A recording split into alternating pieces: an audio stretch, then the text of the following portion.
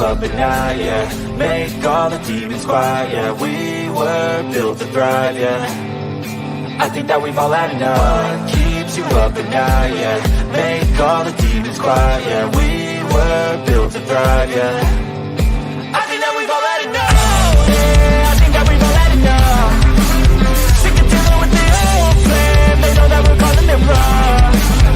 You got me like, oh yeah. I think that we've all had enough. They know that we're calling it wrong. Hey, it's too late to try to go contain it. A generation fueled by creation. We live lives on a small screen nation. We control the airwaves, no negotiation. I refuse to think we need saving. Something good will come from creation. And when we think that the world is too anxious, we'll adapt, evolve, survive, and save it. What keeps you up at night, yeah. Make all the demons quiet, yeah. We were built to thrive, yeah. I think that we've all had enough. What keeps you up at night, yeah. Make all the demons quiet, yeah. We were built to thrive, yeah. I think that we've all had enough. Yeah, I think that we've all had enough. Sick of dealing with the old plan. They know that we're calling it wrong.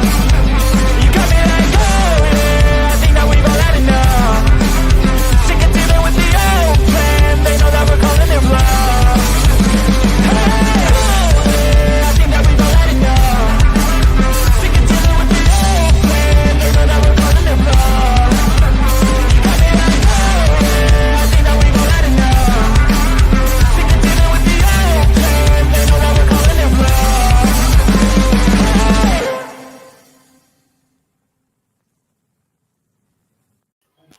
Hey. Hey, and welcome back to Sovereign Soul Unchained Mind, the backup channel.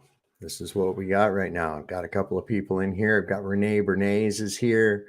Art Akudo, nope, wasn't me. I hope he's still here. He said 7 minutes. He was keeping count for me. He's looking pretty good. They can't keep us down forever, and they're not going to keep us down forever. So we got a strike on the channel on the main channel for medical misinformation. But, hey, these things are going to happen, especially when you've got a lot of the Karen types that come in and they're, oh, hey, you gotta abide by the rules, or if you don't talk about things that do not coincide with what we want you to think, and then you will be punished and put in the naughty place. Do not get put in the naughty place. So I guess I was put in the naughty place. Oh, well, it encouraged me to get my Rumble page going, which I'm real happy about. I'm also going to bring up somebody here. I'm going to put this up in the, let's see. I was over at Sly Shy's channel. I don't know if you know Sly Shy 58. And she hadn't live streamed, I guess, in a while. And she was trying to get it set up so everybody could be in the panel. And it was really cool because it was like that airport movie where the stewardess is the only one left to fly the plane. And people in the air traffic tower had to give her instructions as to how to land the plane. And we got her online. And so I was on there talking for a bit, man. So it was all right. I was enjoying that. So I'm going to post the link down here in the chat. We'll pin it up to the top, of course, and we'll be discerning as to who is allowed up. I don't think we've got to worry of a whole lot of people. We don't have a whole lot going right now. It looks like we've only got 5 people, but we only started 4 minutes ago. There was no way for me to set up the scheduling. It said there was an error through doing it. I don't know what happened, but anyway. This is how we ended up. And of course, there will be a rebroadcast of it and everything as well. So that's fun. So I don't know if many of you know of a channel out there, a guy, I don't know, even know how to say his name really. It looks like it was taken off of the ingredients of juicy fruit gum. It's Zirzu's Ziquilin or some shit like that. But anyway, he decided he was going to come at me with a little video called Some Thoughts. I want to kind of break that down and go over it. Am I coming through okay? If I'm getting is the audio coming through okay? Everybody getting everything good? Let me know in the chat if you're hearing this okay, just so that I know. Let me go back over here so I can see. Sounds good. Everybody says sounds good. Okay, good. Just wanted to make sure of that. So anyway, I'm going to bring this up. This was let's see, we'll go to this. And so Zirzu's, you see his name down here, Zirzu's, and that's Xiiquin, Ziquin, I guess. I don't know. Is that a family name? I'm just curious how that's pronounced or anything. Not making fun of it. I'm just kind of curious about where the name came from. But in any case, he decided he was going to break down some of the things I'd said in my video. And of course, like most Globers do, they always appeal to what they think is authority. And a lot of times it usually turns out to be someone with a British accent that says something very snug and everything like that, because with a British accent automatically makes you fucking smart, right? Anyway, his beef was the idea of what I said about the 10 to the negative 17 torr of space. Hey, those aren't my numbers, man. Those are your fucking numbers. I don't even believe space even exists, because I know that it's impossible to have an atmosphere next to the lack of an atmosphere. So you can't say, oh, he said vacuum. He thinks like a vacuum cleaner. You think that, not me. But I know that that can't possibly exist. And you're trying to make it so that it can. With a simple experiment that I pointed out that you don't even have to do in reality. You can just think about it in your head and you will know what'll happen. That experiment would entail, if you had a vacuum chamber box that is setting on the ground. Why is it setting on the ground? Well, according to the globe people, it's setting on the ground because of gravity. And I have another box, and we have a method, remote control, whatever the case may be, where we can open that box or close it without having to touch it. So if we close this box, trapping the surrounding air inside of the box, and it's sealed, if gravity holds the air to the earth, then it seems that if I were to put the box of sealed air inside the vacuum chamber, where it would be held to the bottom of the vacuum chamber by gravity, in a vacuum chamber that is held by gravity, surrounded by air that is held by gravity. And then I remove the atmosphere from the inside of the box. In other words, I take it down to as close to zero pressure as I can inside the vacuum chamber. If I open the box, will the air stay in the little box? Well, of course not. I mean, it doesn't take a rocket scientist to figure that out. Anybody that's ever opened a beer, why doesn't the gas just stay in the can? Because of gravity, right? It doesn't. It doesn't. And it's carbon dioxide, which is heavier. It should stay in there. When you put water on dry ice, frozen carbon dioxide, what's the effect? The vapor comes off, and what does it do? It goes across the ground. That's how they do fog machines, because it's heavier. So if you opened a beer, that carbon dioxide should definitely stay inside the can, right? Well, so back to our box experiment. If gravity is indeed holding the air to the ground and to the earth, then that means that if you open that small box inside of the chamber, that the air should stay in the box. But we all know that it won't. So let's look at the obfuscation that has to take place in order for Mr. Zick Winlin, or whatever the fuck his name is, has to go. He's got quite an interesting little intro. One of the things I find irritating, I don't like the little cartoon avatar and the fake computer generated voice. At least I hope it's a computer generated voice. If not, it's kind of disconcerting. But in any case, let's just kind of go along with it. I'll be stopping it as we go along, and we'll see what where this goes. Let's take a quick look.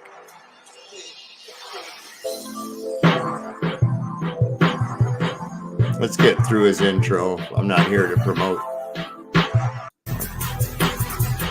Like I said, I'm not here to promote his channel or anything. I just want to address the dumb shit that he said. So anyway, here we go. Hello, my name is Urzu Zykwin, and welcome to my channel. I'd like to ask everybody, what do you think of my new intro? I think your new intro is really cool. I think that you should do some more of those. Pause. From the ground up. I also have a new drone jet ceiling hanger, complete with chemtrails. Because chemtrails aren't real. Everybody knows, because I'm into science, that water vapor stays in the air forever from a contrail and spreads out into a huge cloud bank across the sky so that you cannot see the sky. Everyone knows this.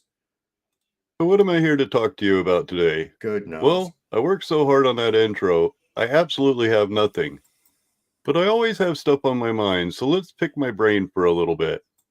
That shouldn't take long. Now, I have heard some flat earthers say some off-the-wall things that make you say, wait a minute, do you even know what you're talking about? Let's take our atmosphere. Everybody knows that our atmosphere is roughly 14 point whatever PSI. I'm trying not to get too much into numbers. Now, it most certainly... Well, you science-minded person, I'm sorry if just a quacky flat earther like me has to tell you of what you're supposed to believe, but you know, it's 14.7 psi at sea level is what it's been measured at. You know, you could go with that. It's not a hard fucking number to remember, but you know, give you the benefit of the doubt. Go ahead. How come I know more about the shit you supposedly believe than you do? There's something. It doesn't matter if the earth is round or flat. Those are measurable numbers, absolutely measurable numbers. Okay, so in keeping with tradition, I'm going to assume those numbers are from flat earth. Now this brings me to the number 10 to the... You're going to assume those numbers are from flat earth. Well, no, they're from a fucking barometric pressure gauge, usually called a barometer, but what? Okay. So he's going to go into the 10 to the negative 17 torr. Okay. Keep in mind, this is not my number, man. This is the number of the astrophysicists give us. In fact, they even give us a different number for the pressure on the moon is 10 to the negative 11 torr. Okay. I don't believe any of that shit, but he's going to explain to how, he thinks it's a negative number. Look, let's say whatever the fuck. Let's just say it's 0. You still can't have a fucking atmosphere next to 0 without equalization unless it's contained. -7. And we just got done proving that the air is not being held by gravity. 17 torr. Now, some people would think of that as a vacuum of space. But seeing that we are here on flat Earth, trapped under a dome, oppressed by a penguin army, we most certainly know those numbers are made up just to... That's how you know he works for the fucking penguins. Those numbers are made up? Wait a minute. I agree. I agree that those numbers are made up. And as I pointed out, they're bubblegum ingredients. Those aren't my fucking numbers. Those are your guys' numbers, man. Don't get after me about them. What a fucking moron. Deceive us. We must ignore them. Nope, that's not what happens at all. They babble on for hours and hours about these numbers. They don't even know if it's a positive number or a negative number. They're not even sure of what it calculates. You can measure the Earth's atmosphere by torr. It works out to roughly 760 torr. Yes, I know. And that's where flat earthers run. You had to look that shit up. I already know that. I already know that. How come I know that and you don't? And you're going to say, into their problem. The only way they ever see this number written is 1/760, and they don't understand fractions. Well, today I've never seen it expressed as a fraction ever. I've never seen it as expressed as a fraction ever. So that's a flat out fucking lie. I do understand fractions. In fact, I can reduce fractions and multiply them in my fucking head. You know, but you're one of those younger people. You probably didn't get that. You had a calculator. You didn't have to know how to do that shit. Today we're going to look at a real flat earth debunker, MC Tunes, at his reaction to their... You said a real flat earth debunker, and then you said MC Tunes. Okay. use of this number. Now, I didn't ask to use today's section of the video. I hope he doesn't bop me for it, because I really like MC Tune. I will be linking his channel in the video's description. I was surprised that you talked about the negative, that you thought that the... Let me... Hold on a second. Let's take a look at this fucking guy right off the bat, man. This guy's head is already in the fucking clouds. It's already in the clouds. This guy lives in comic book world. He's got Batman here, Star Wars here. You got R2-D2 here. That's all right, though. Let's see what he's got going.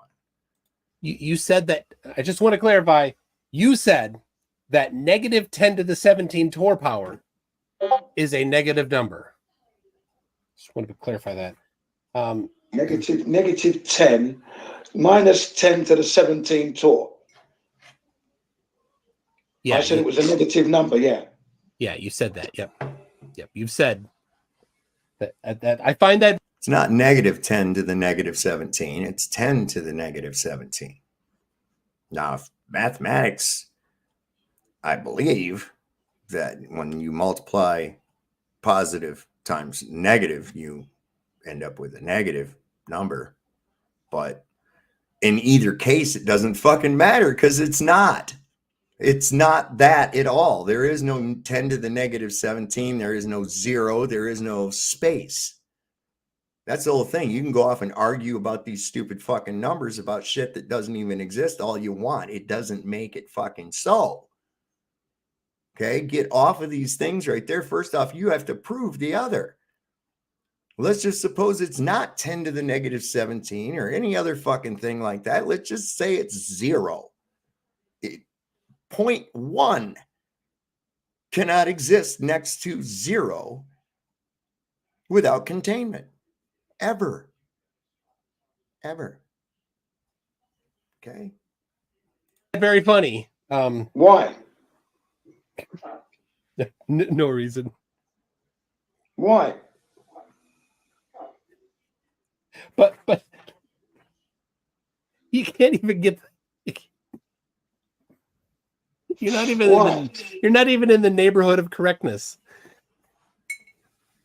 Why? I mean, yes, negative 10 to the 17 is a negative number, but it's not a measurement. What? So I answered correctly.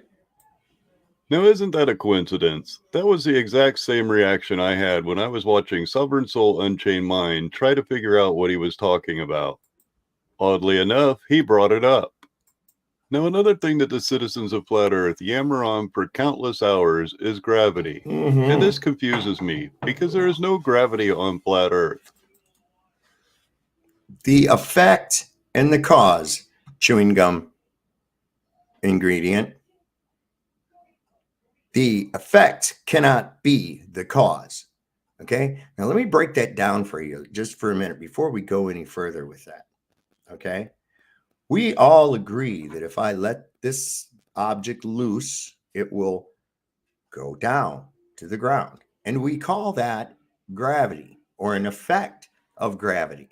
But what the fuck is gravity? Oh, I don't know.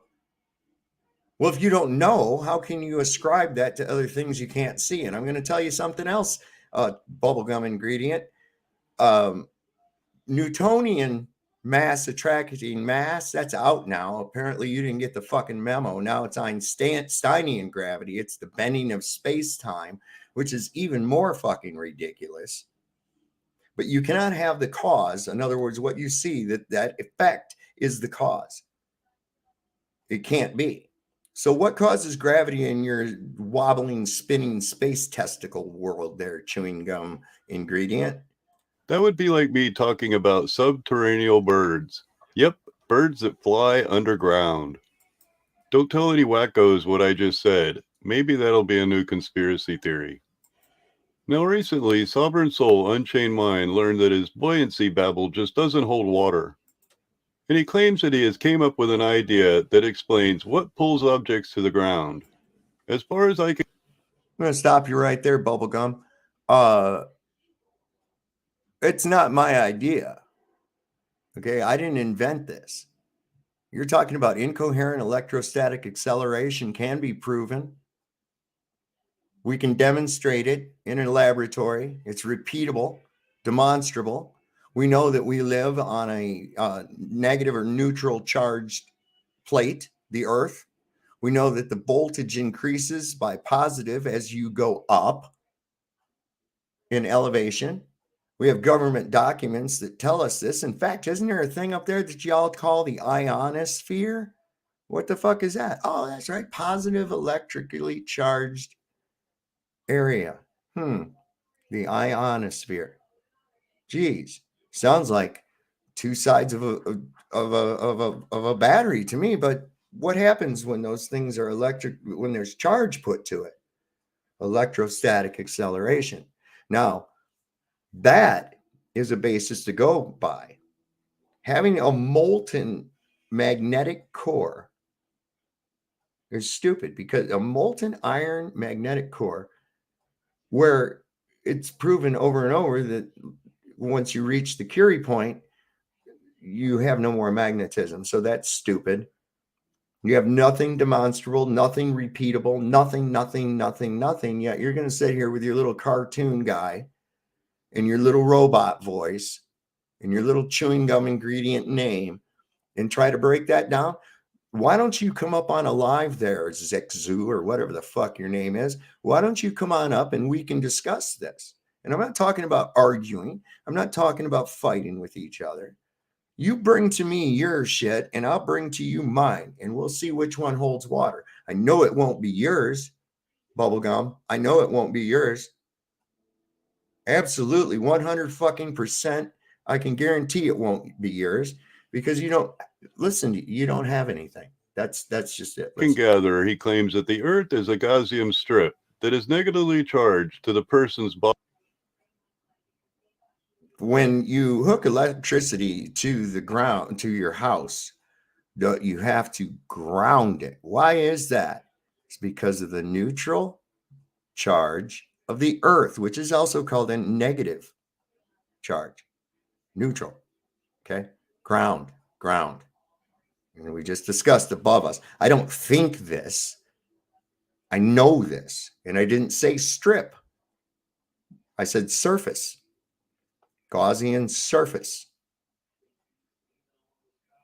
See, you can't even reiterate what you've been told in the most simplistic of fashion, because your brain is too busy. I don't know. Is that named because you want space to be true and you want to be a Martian or some dumb shit? Get the fuck on, man. Body and all other objects on Earth. It is that electromagnetism that pulls all objects to the ground. Well, that's funny. Like all of your ideas, none of them are original. Every flat earther on this plane end. I already said it wasn't my idea, you dipshit. I showed that it wasn't my idea. Never said it was my idea. But it's demonstrable and repeatable, unlike your spinning space testicle that somehow attracts things.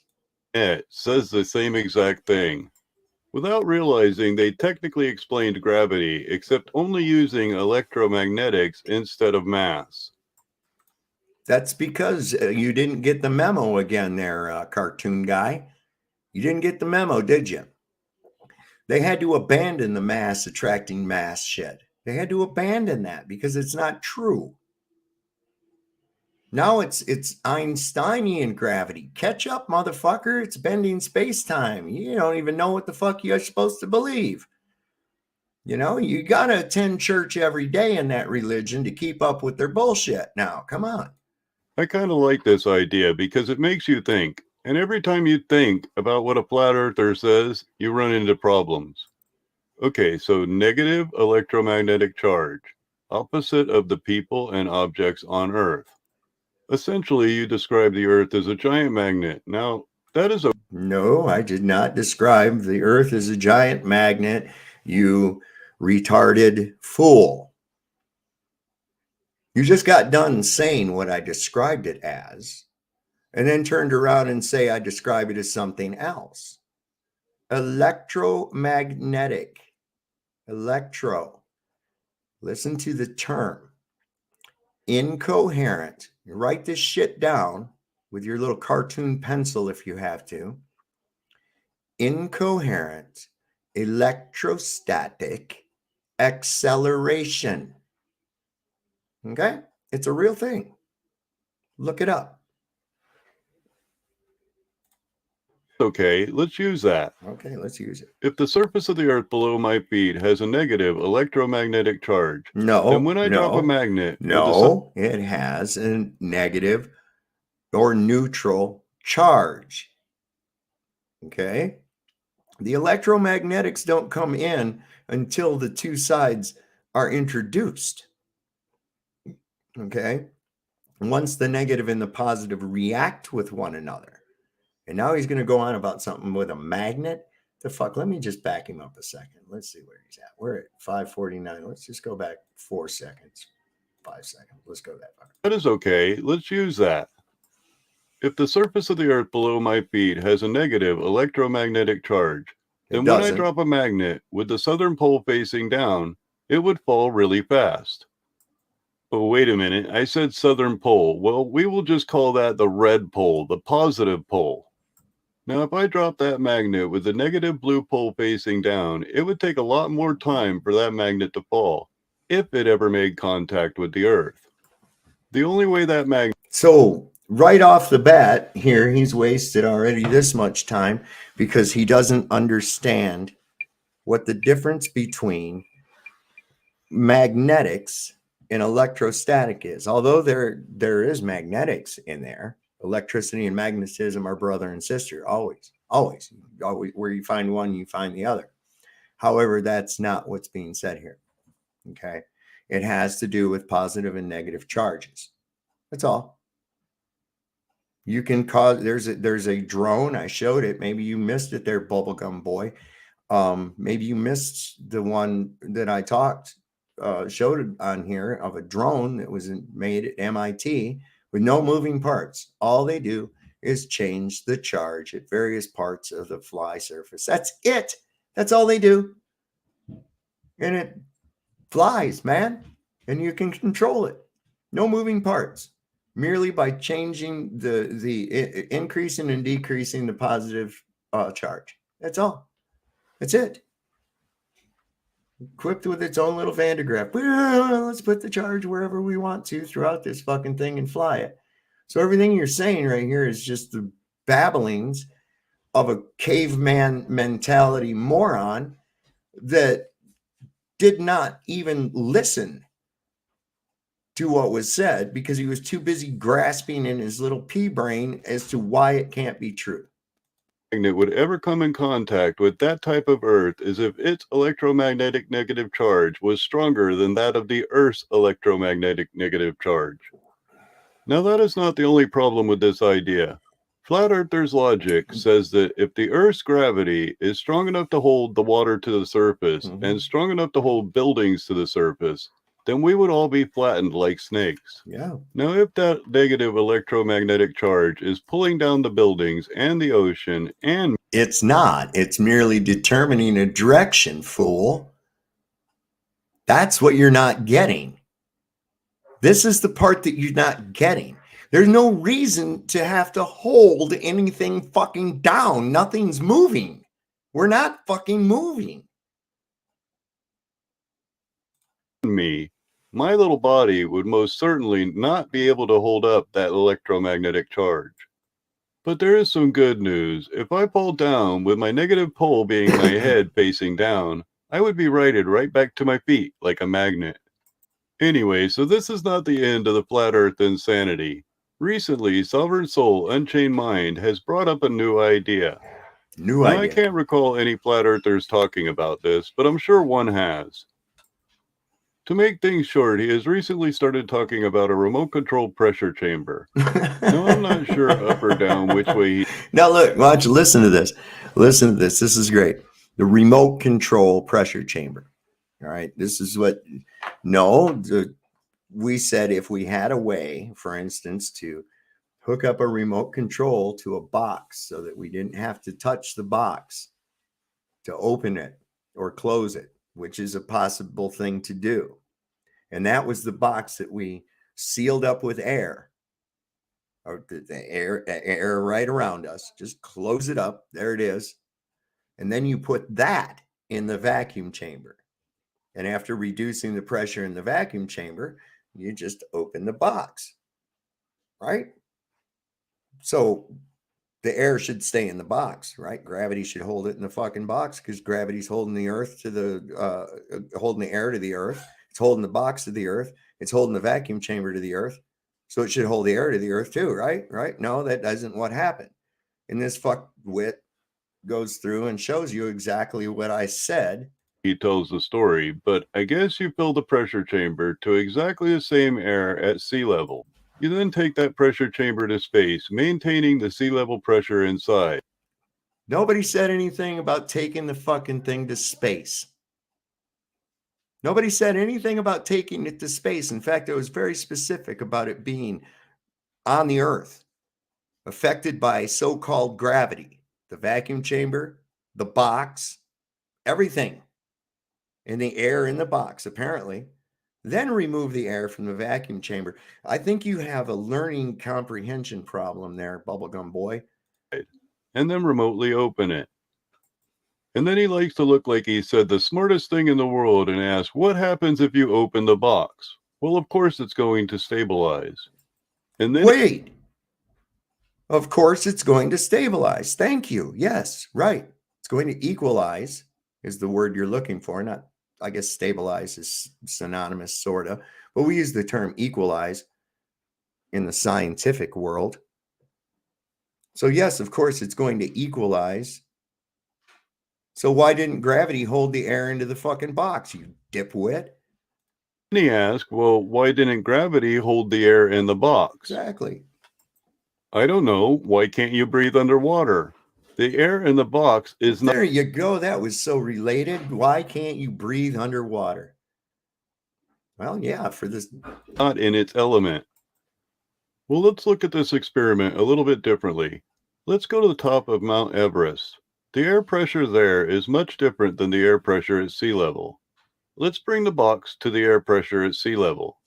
Now let's return back down to sea level, making sure that the air pressure in the box is sea level. We would be able to open the box very easily. Now, when he brings up this idea, he likes to talk about propane tanks and how there's a gradient difference in the propane tank. Now, he accurately claims that when you open the valve, the gas will just rupture out. The problem here is that he claims the propane will just go up into the atmosphere. It will never come back down. Well, sir, propane is heavier than... That was never said. That part of it was never even brought into the fucking analogy. Never once. Of what happens when the gas equalizes. It's not going to run out onto the floor, you dipshit. It's going to find equalization. But that doesn't change the fact that you have a pressure gradient within the tank. But the tank has an overall pressure. And when that containment is breached, it doesn't give a fuck about any of the gradient inside. It all comes out. Nobody gives a shit what happens once it equalizes outside of the tank. Nobody gives a flying fuck whatsoever about that aspect of it. We're talking about comparing the gradient in a pressure tank to the gradient within the atmosphere, and that you must have containment for the overall gradient so that it doesn't equalize with the zero pressure of space. Okay? You dig? You getting it now? You have learning disabilities. This is probably why you use a cartoon. This is why you're too cowardly to come on and make an actual video. This is why, and why you use a robot voice and shit. It's really, I'm glad your video is only fucking 9 minutes long, man. This thing with your voice is really irritating with that shit, bro. Just talk. Just talk. Why you got to go through all that? Than air. It forms a cloud on the ground whenever it is released in mass quantities. Now, how one man can be so wrong on just about every statement he makes is beyond me. No one should be able to make a video about how wrong you are without ever using your image, especially a video that everybody who's watching it knows exactly the moment you're talking about. You like to talk about Maria de Castro. It's very apparent in your video section of your channel that you built your entire channel basically on this man. And you like to make this... Indeed, I did. And my plan was exactly this. There's a multitude of people that are following this clown. He's fun to make fun of. And yes, I did build my channel up from that. I did. And now slowly, in like people like you and other people from the cesspool area of the fucking internet are not liking the content because it's no longer about fucking chili. You see, that's where your head's at. I wanted to be able to get my thing up to the point where I could actually start getting some reach and then segue my way into what I want to talk about, which is not fucking Chili de Castro. Okay? So now here I am. If you don't like it, go eat a bag of dicks. You know, go eat a bag of dicks. I'll look at Chili de Castro when he does some silly shit from time to time, but really I could give a fuck. How many times can I watch All My Balls? Not very many times. Apparently you have it set to record on every fucking DVR because that's how small your mind is. You see, people that are smart talk about things. People that are retarded talk about other people. So which one are you, bubblegum boy? Statement that he was wrong. And if everybody's telling him he is wrong, he's most certainly wrong.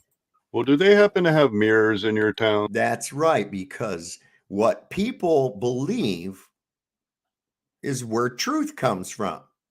So if we can make everyone believe that a bar of gold will float in the ocean, then that will make it so. Right, bubblegum boy? I suggest you pick one up. As always, you guys are awesome. Remember, you don't have to be wise. Just don't submit to stupid. Have a good day, and thank you for watching my video. Well, you're welcome there, buddy. And I'll tell you what, we're going to give us a good thumbs down for that because that was a good 9 minutes, 51 seconds total. Well, no, I would say probably 8 minutes because of the intro and the outro of bullshit stupidity. Absolute bullshit stupidity. So, you know, let's see what happens out there with that. If you'd like to come on my live sometime there, bubblegum boy, and we can talk about the fucking shit, let's do it. You bring your facts. And well, it seems to me you don't know any facts and you find it hard to actually understand the basic, simple fucking concepts that I put forth. You don't understand any of it. So, you know, that's the way I look at it. Fuck you, eat a bag of dicks, bro. You ain't nobody. And you just proved how stupid you are. And dude, the robot voice thing, come on, man, give that fucking rest. That's just, wow. Are you for real? Come on, man. You know, why do I have to pull these things out? You know, first and then Kick. Kick wants to go out there and he wants to start running his fucking mouth. He should just put his fucking tail down and, you know, wow. Yeah, I did do a fucked up thing. I know this Frauditor Troll was smart enough to keep his goddamn mouth shut. Because there ain't no way you could defend that shit. But this is the fucking shit. And unfortunately, I had some of these people come over to the chili bashing shit. And, you know, it's cool now. Go away now. Go away now. The channel's not about that anymore. So we're going to be doing other things that you probably won't like because it doesn't fit into your narrow fucking prescribed paradigm of your little pinch-minded goddamn anal thinking. Hey, they wrote some things on a piece of paper. That means that if you don't do what is on the piece of paper, then you're a criminal, and I'll tell on you. Teacher, teacher. You fuckwits. Come on, man. Yeah, kick is a dick. You're absolutely right. I was going to give him the benefit of the doubt. And then he wanted to still be a fucking nasty son of a bitch and try to talk more shit. So fuck him too, you know? I'm not going to put up with that shit. You're studying law and you don't know what hearsay evidence is? Give me a fucking break, man. So what? Oh, there's Austin Murphy. You're late. You're getting a bad mark on your chart there, Austin. That's how that's going to go. So this is good. We were able to get a live going tonight. I'm going to work on the scheduling thing and whatever problem that was with StreamYard. Kind of gave us a rough start, but at least we're able to go on and do a live stream and, you know, connect with some of the people. Don't forget, you know, hit that like button. Let everybody that you know that might not be aware of the strike on the other channel about this channel, because I've already uploaded some videos to it. I'm going to be doing some more. And this one's a 2 week. This is a 2 weeks. I got to be off this other thing. So I'll tell you what, you guys, check this out. I'm going to put in my thing real quick because I have to go to the bathroom. But it don't mean the show's over. I'll be right back.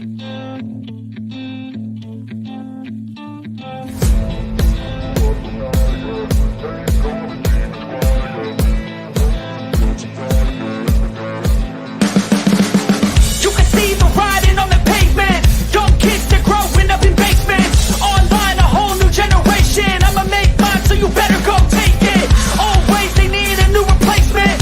Decentralized, can't contain it. We're changing lives, yeah, upgrading. Call it suicide of these older generations. What keeps you up at night, yeah? Make all the demons quiet, yeah. We were built to thrive, yeah.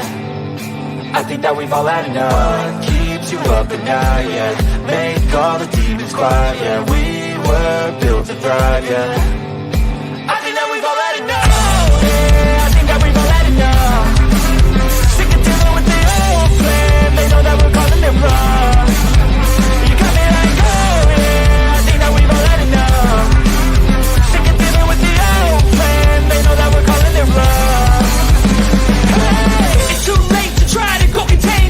Generation fueled by creation.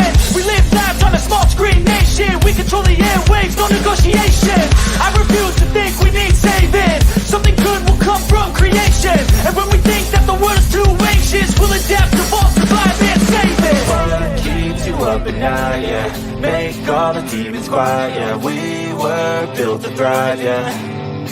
I think that we've all had enough. What keeps you up at night, yeah? Make all the demons quiet, yeah. We were built to thrive, yeah.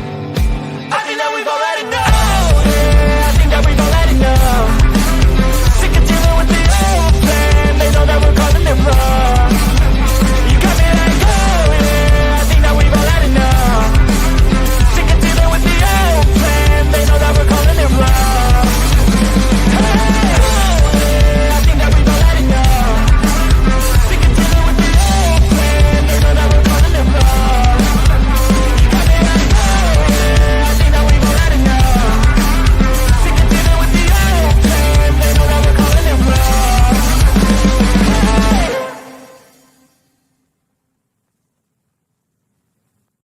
There we go. I felt so much better. Went back over here over the Ukraine, took a big old leak. So ZXL Master wanted me to play this live. So we will. Let me get to it real quick. I'm going to stop that thing. I'll go up here and say share this thing. I'll go up here and say that thing. Is that what that's called? Channel preview. All right, let's look at it. See what we got here. Let me make a biggie. I'll do it full screen. Do. Let me get rid of this thing real quick and hit the play. Whoops.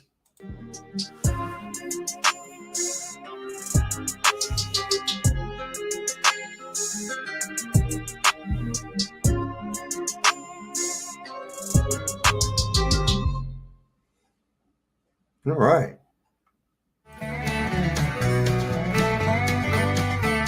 All right, and then he had another one on here for me. Let me take a look at that. Let me remove this from the thing. Stop the screen. Let me go here. Oh, wait. Go here. And then he had this one here too. Let me open that up. Oh, it's the same. It's the same one. Okay. I didn't know you'd put it in there twice. All right, cool. Well, thank you for that, ZXL. ZXL is like, oh yeah, that's right. New channel. I got to subscribe to you too. Hit that bell. There we go. I got ZXL. He is the fucking dude, man. He's got he's like one of the best moderators. He is everywhere. I don't know how the hell he does it.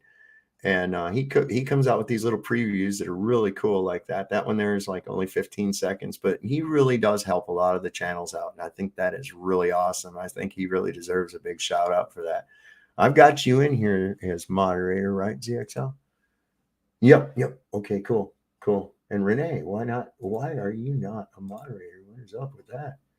Can't have that. And Art's not a moderator. Look at this. We're just going to have fucking moderators galore in this joint. We'll be in good shape now. Oh my God. So yeah, we've been, and that's one of the things that irritates the shit out of me is these people like that. Then you could see that just about everything that he said was he mischaracterized every fucking point that I made about gravity, about the vacuum chamber, about the experiment, everything. And then he starts talking about going up to Mount Everest. Well, I'll tell you something that would be interesting about that. You can take a small box up into and close it up, seal it up. Or here's one, just all you have to do is take a bag of fucking potato chips and increase in elevation and the goddamn thing will bust open. Why? Because the atmospheric pressure around out the bag is less than what's in the bag, and the air in the bag wants to fucking equalize with everything outside.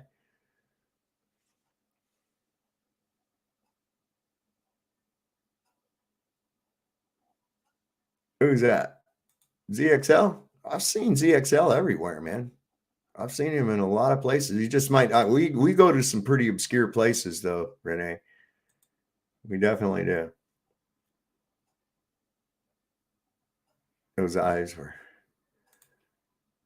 20% opacity and big. Right on. Tell him to fill out an EAD form and send it back to you. What's an EAD form? Jeebus Crisp. I got the links pinned up in the thing, isn't it? I thought I did. Oh yeah, I did. It's pinned up at the top of the chat. So anybody wants to come up, it's there. So what's the EAD? Renee Bernays. What do we got? I've seen him everywhere. Austin says, Art says he's huge. That's why we call him the moderator god.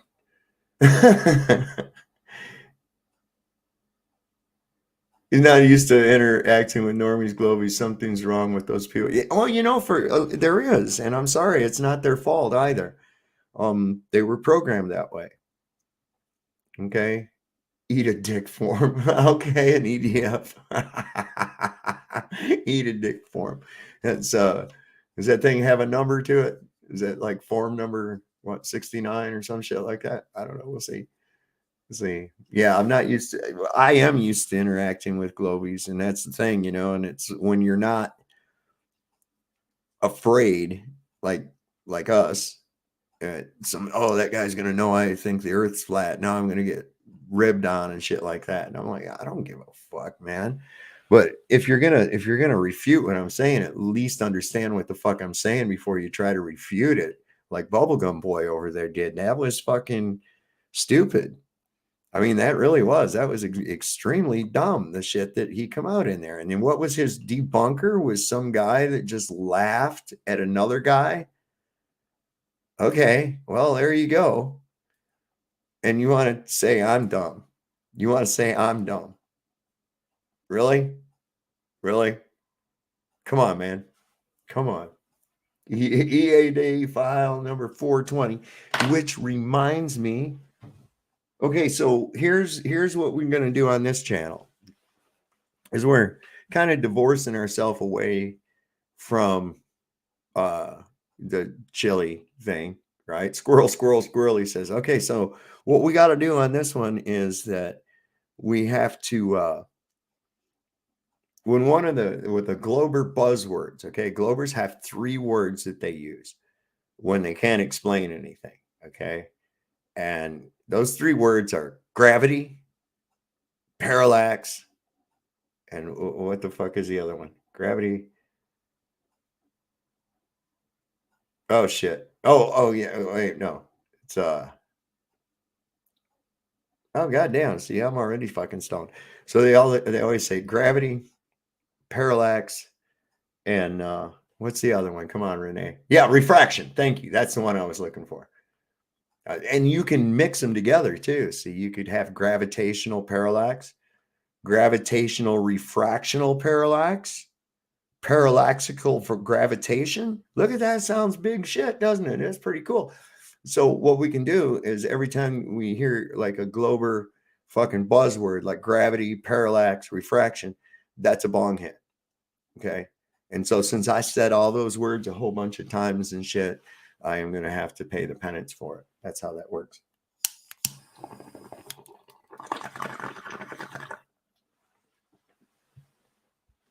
There we go. Ain't that something? Been smoking dope for 42 fucking years. And I'm still smarter than Bubblegum Boy. Ain't that some shit?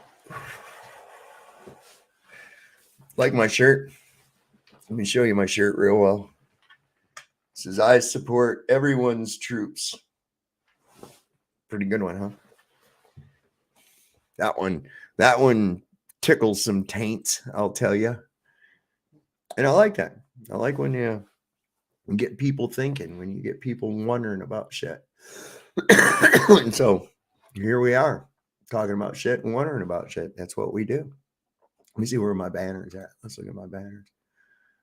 We got to have that up because can't be forgetting that. So that was fun. Let me see what's going on over here. Let's see. I wonder if Sly Shy is still open, still going. I'm just curious.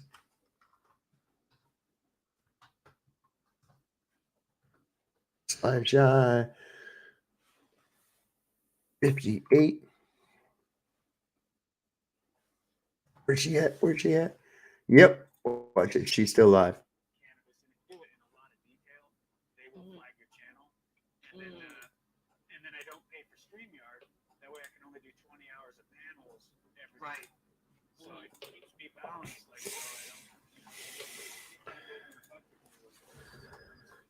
Let's tell her. Let's tell her. This is Sly Shot. She's pretty cool. I'm going to tell her to say. Exactly. That's what I do. I'm less invested. I don't spend a lot. Like I said, I'm thrifty. You know, I only get what I need. You know, if I gotta go to the thrift store, there's nothing wrong with it. You know what I mean? Like, I try not to give them no more than I have to. You know, when they say Watch here. Watch here. I can go on there too while I'm on here. We're gonna get really freaky. This is fun. Watch. Let's see. She had that fucking link in here before. There it is.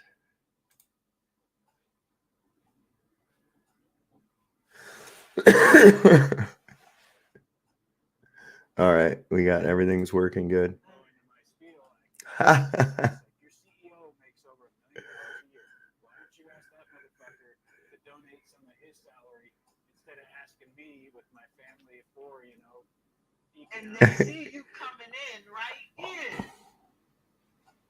Fuck all that noise. But I love, and they keep raising the prices, man. I spent like 15, I think $16 or whatever for a pair of Nike shoes the other day. Oh, next to the That's crazy. You might as well go down to damn Burlington Coat Factory. I mean, yeah. get it on sale for 25 and it's brand new. Look. There. Oh shit, I can't say that. You know where to go. Listen, don't let them hustle you. I stopped letting them hustle me, man. I did. No more. Like, you know, I was trying to, Joe was like, well, what kind of sweatshirt you got on? What's the name? Yo, listen, I don't do that chasing the Joneses. I don't do that. No, I ain't got to. All my sneakers is Converses, right? And I pay no more than $49. So, Frugal, very conservative lifestyle. The best choice I ever made.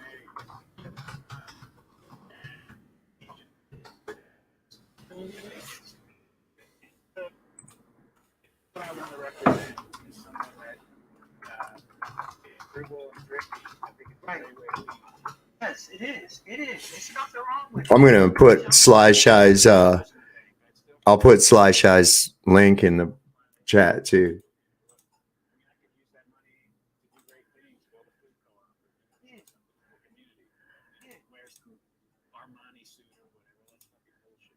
Exactly. I told somebody the other day, they said, oh, my sister, she said, well, I'm getting ready to go get a membership to the gym. I said, why? Why do you Shit. want to get the corporations rich? Stay home. Find some ways to exercise at home. Shit, you got a big backyard. Walk around the damn yard. I'm trying to adjust this. Everybody's sweat, blood, Yeah. sweating on it. All right, sweetie.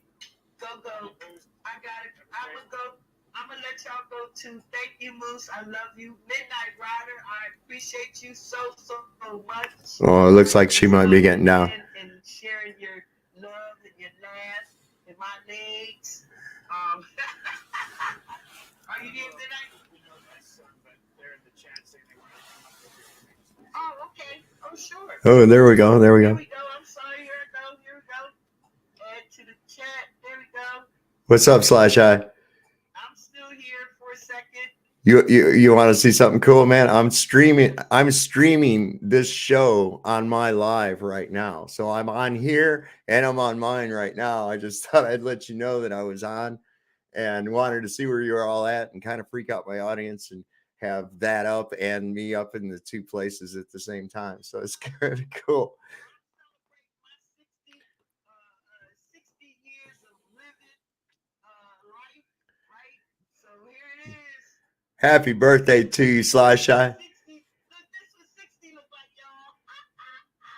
y'all. Look all right, baby. Hey, listen, Thank you, sweetheart. you was getting ready to sign off, was you? Yes. All right, well, you get a chance. Come on over and come on the panel if you want to or whatnot. Just happy birthday to you. You know, I'll do that. I'm going to get me a bite to eat because I'm still wired. I'm not sleepy yet. So I'm going to get me a bite to eat and I'll come on over. All right. You going over? Yeah, go check it out. I just subbed to your channel, so I'm excited to hear more. And I was checking out. All right, cool, Dick. We'll see you over there. And it's Somebody drop your link in the chat. I don't know. It's SSUM 369. That's my channel name. Okay. SSUM. 369.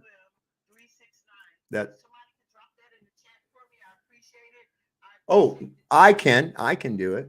Okay. I can do it. Hold on one second. Let me get to this. Yep. I'm going to go copy. Then I'm going to go over to here and we'll go into comments. No, let me see. It's in the private chat. So if you want to grab it. Oh, wait. I can do it like this too. Here. I got it. Okay. I just couldn't remember which one. Yeah. See, Moose got it. So midnight, if you know you want to hang out, like Moose, drop your link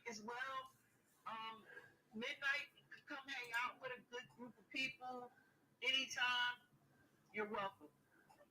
Do you have a different channel? Me?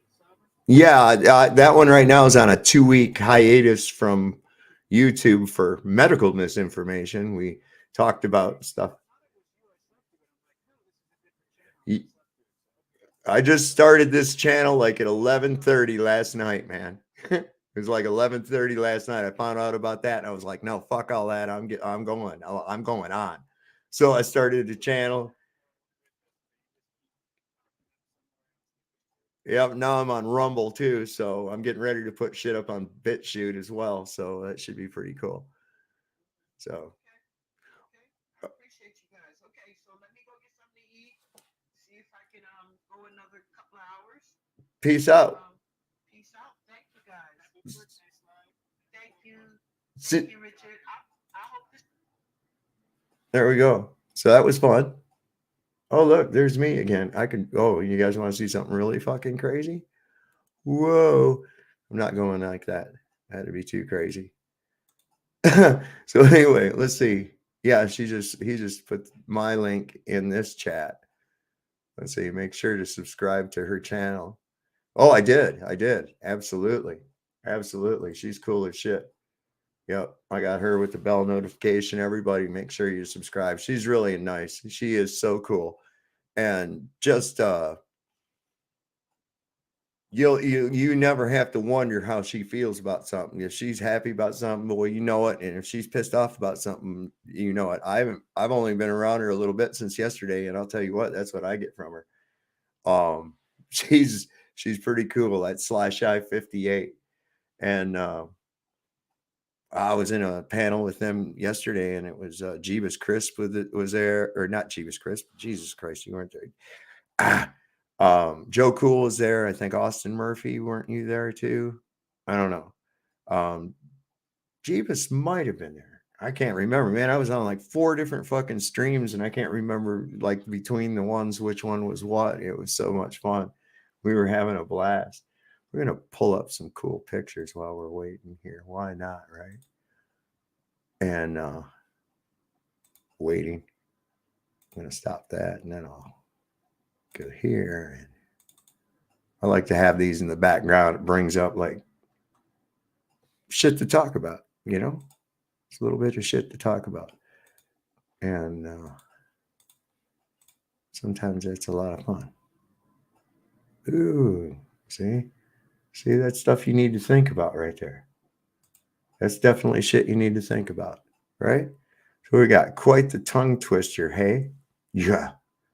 No, she's definitely been through the mill. Art, I saw you on Melodome. Awesome conversation with Synthetic Warrior. Thank you. I was so glad to have found those guys, man. Synthetic Warrior, he's an awesome guy. And Austin from the Melodome. Oh my God, I love those guys, man. I was just like right off the bat. I was like watching their show, and I was like, oh my God, I love this audience. These guys are great, man. And making a lot of good points, spitting a lot of truth. We had some really good conversation over there, and I hope it's the start of more, because I really enjoyed that. And you know, so I kind of, yeah, we had a good time with that. That's just the way that is, you know. What do we got else out here, Austin? Hopefully you got some sleep today. I did. I finally went to sleep around 12:30 or so, and then I was sleeping really good. And then I guess around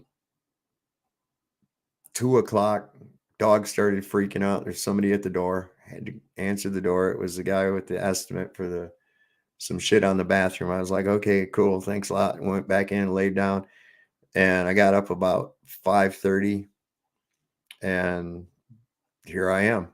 I'm doing good. Though. I'm not tired or anything else like that. I've been talking to Burn the Corporate Fiction on his messenger. He's getting his shit set up for the channel debut. At the same time as he's getting his house. They just moved. They were in another part of Michigan, and they just moved to another town, and they're unpacking. and they had to make several trips to get their shit from where they were at before. I know I've been there before. Probably some of you out there have been there before. And what do we got? YouTube Nope Wasn't Me's channel. Let me see if I can pull that up over here on wow, what's this? Some kind of a commercial. Oh, that's because I don't have premium on this one. I have premium on the other account, but not on this one. That's okay. Let's see. We want this. And where did ZXL Master put that? There it is right there. Let's open it in a new tab. We can go stop screen, present, share screen, window, or I mean this. Nope, wasn't me. Share. Oh, there's no shit there. Got 9 subscribers though. Why were we doing that? So people could go and subscribe to him? I don't know. Anyway. Thanks, CXL. I don't have any content. Why not? Why do you not have any content? Look at my shit's all fucking discombobulated. My hat's all fucking crooked. Right? There. We good? My hat's all crooked. My headphones were all ski jawed. I was looked like a bomb went off here in the beautiful upper atmosphere plane of our flat and level earth that we live on. So what else we got going on in here? Anything? Where's my peeps? What are we going to look at here? We're going to have to look at something. So that was crazy, being in the same, being in somebody else's panel while I have my own going at the same time. That's pretty fucking crazy. I like that. That was fun. Let's do something like that again. Let's see. We have some crazy shit happening out here in the world, though. I was just noticing. Oh, see, there's me. There's me on here. Oh man, Stu Peters with Flat Earth Dave. That was 3 weeks ago. I think I caught that one on the app. Let's see what Terry's doing. You guys want to see what Terry's doing? Let's go over and watch Terry for a minute. See what happens.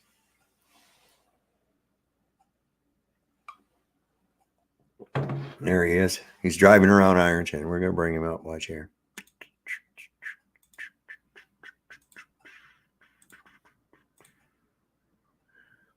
There he is. Watch here. I'm going to tell him. Unmute it. Ooh, he's having trouble. He's always welcome. Jess, pretty cool girl too. She seems like it. She is. She got her own channel out there. What's it called? Jess Cares. Jess Cares? Caris. Caris? Yeah, Carus. Write that down, bud. I'm gonna go check her Let's see what he says. I bet it's so salty. That's an interesting one right there. The IAF dying of fires. I learned that one. I lost one. You're right, Jeebus Chris. Melodome is an awesome. I love that channel. That guy.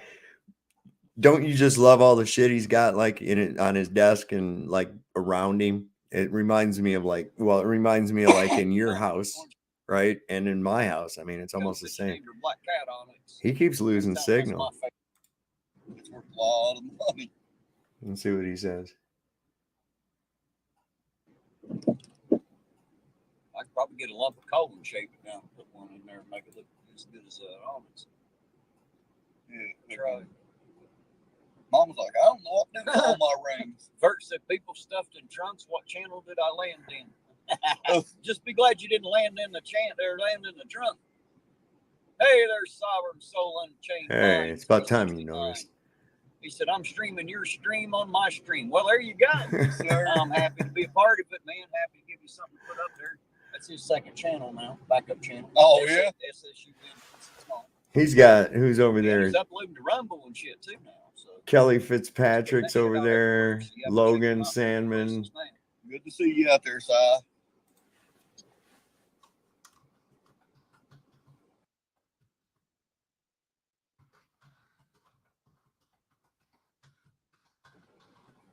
All right, we'll ask him if he's finding any action Oh, tonight. Tiffany, shit, that don't make him a good husband. God damn it. Just makes him a few diamonds, sweetheart. There's Sly Shy made it in here. That's all. A few diamonds. We were just kind of watching this guy, Ironton Auditor. He's in Ironton, Ohio. He got started by Chili DeCastro. I don't know if you've are familiar with him, Sly Shy, but he was in Ironton. That's when this guy, Ironton Auditor, started up, and then now Chili hates this dude with a passion because he won't go out and yell at cops. Oh, you know Terry? Okay, all right, cool. I want to tell him I got you in. Figured you did. Watch here. Find any action? Got Sly. No, not yet.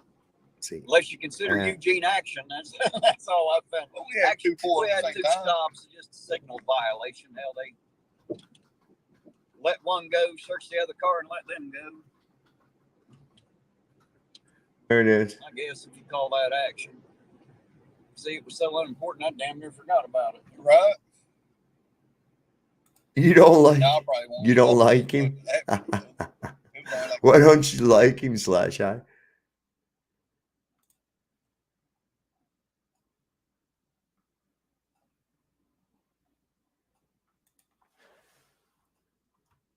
Oh, you know what else I'm going to do? I'm going to say this right here. I'm going to put this down here and say, hey, aha. There we go. There we go. Y'all are in it. Get a good established live feed going here. Let me see what's going on here. Where's my son? Where's my son? Wonder if he's still up. Might be able to get him on.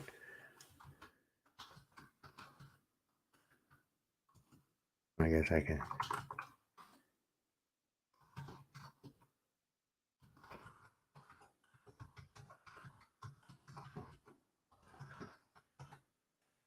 I don't know if you've seen that or not. We'll see what happens. We got him. Saab and Terry are good friends. Yeah, I like Terry. I've never had no problem with him. He does his thing. I do mine. A lot of his audience hates me, and that's all right with me. But a lot of his audiences are, I mean, he's got a good mixture, but there's a lot of these bootlicker people in there, really heavy duty. He was the cop watch for the people. Well, he kind of does. He does. He doesn't interfere. He doesn't give him a bunch of shit. But that's what Chili wanted him to do.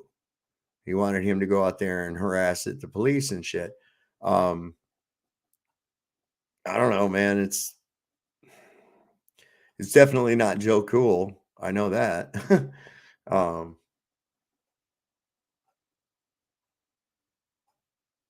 What? Midnight, I had to put you out. You fell asleep at the bar. Sly Shy, I got a link pinned up in the top of the chat if you're so inclined. Or that's right, you was going to get something to eat. That's right, you're probably just playing with the chat right now. Anybody, that goes for anybody's. I am live in chat on both you and Terry, but can only listen to one. Yeah, I've been there before. I got his going. Yeah, right now. It's over here. But I can listen to it. There she is. There's my girl. What's up? Hey, I wanted to look, I'm getting ready to make my sandwich, right? But I wanted to come up and explain. And whenever I say something about someone, it's never because of someone else, right? Right. When I met what's his name? Ironton Auditor? Yeah, when I met Terry, right? I met Terry, through Chili going to Ironton. But when he started cop watching, it just seemed like he was cop watching it seemed like he was watching the people for the cops, like he was bootlicking. You know what I mean? It was like it was like he was more on the cop side. Oh, they must have had some drugs, or they must have been drinking. You know what I mean? He would say stuff like that while he's supposed to be protecting the people. He was telling on the people. You know what I mean? And that just didn't sit right with me. Not like, you know, I don't know nothing about. I mean, I heard about it because I stopped going to Chili's thing because it started being too much drama, too much shit. Man. You know what I mean? Just too not mods. The mods were rogue too. Oh my God. Yeah. Yeah, he had a lot of rogue mods, but I'm still a mod on this channel. But it just got too much drama. I'm just not a drama seeking person. You know what I mean? Some people like that drama. I don't. Right. I move on. And like I said, with Terry, it just seemed like he just started seeming like a bootlicker to me. Like, you know, like the cops were right for pulling somebody over. You know, he just seems like he was like on the cop side and not on the people side. So that's what I meant. Right. I dig it. Yeah. Now I'll tell you the one thing about the DeCastro guy. My biggest thing with him, I mean, he's comic. He's funny as shit. Right. Because the worse he goes, I mean, the harder he tries, the worse he does. You know what I mean? And it's like he's in quicksand. You know how they say the more you struggle, the deeper you go. Yeah. And it's sort of like that. He does that. He's like his own worst enemy. And it is comical to a point. Right. You know, but it's see, also just like tragic. Paul. But just like Paul Unsaved, everybody is a character, right? Right. You know, so everybody was getting on Chili about saying that he was a constitutional law scholar, right? You know, it sounds good for YouTube. Well, You understand what I'm saying? So, but you know, you should be able to have some shit about the Constitution, especially after 20 years. Yeah. It don't mean you're a good scholar. You just, you know, it just means a student. You know, you might be getting fucking D's. You're still a scholar, right? So my biggest thing with him was stuff that he was saying that was wrong, and it was like, hey, that's what Wisdom said. My thing was I wanted to help him. See, I wanted to help him and point out, look, you're wrong here. If you do this, this, and the other, or this is how it really is. And he's like, he don't want to hear that. He wants to be the big duck in the puddle. So it's like his personality and everything and what people think about him is more important than his so-called mission. Now, I don't know. Well, I proved that, right? He's against torture cuffs and he's against the dungeons, right? For people that haven't done anything to harm anyone. And, you know, I can agree with that. And he's vehemently, that's one of his missions, right? Right. Yep. So did you see the troll that me and Terry pulled on him? No. I stopped I told you I stopped hanging out in places where I'm not getting the right kind of energy, mate. I got you. All right. Yeah. Well, this was beautiful because Chili went to where he was hating on Terry, right? Yeah, I remember when he was hating on Terry though. So Terry had come here to Virginia to visit, and we went shooting. We had a good time, man. We had a good time, and we did all kinds. And so I said, I bet you want to see how hypocritical that motherfucker is. I says, watch. He's all against the torture cuffs, and he's all against the dungeons and all that, right? I said, okay. I says, I'll bet you that if you were to get arrested, he would dance around in the street and probably go to his room and jack off. I mean, for real. He'd be happy because he's not against it. He's just against it for him. See, he's hypocritical. So what I did is I lived next door to a sheriff's deputy, right? He's a friend of mine. I knew him before he was a sheriff's deputy.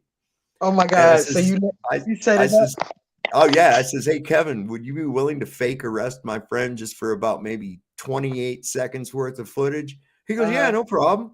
So we waited till dark. He backed his squad car up in his driveway. We just walked next door and did this.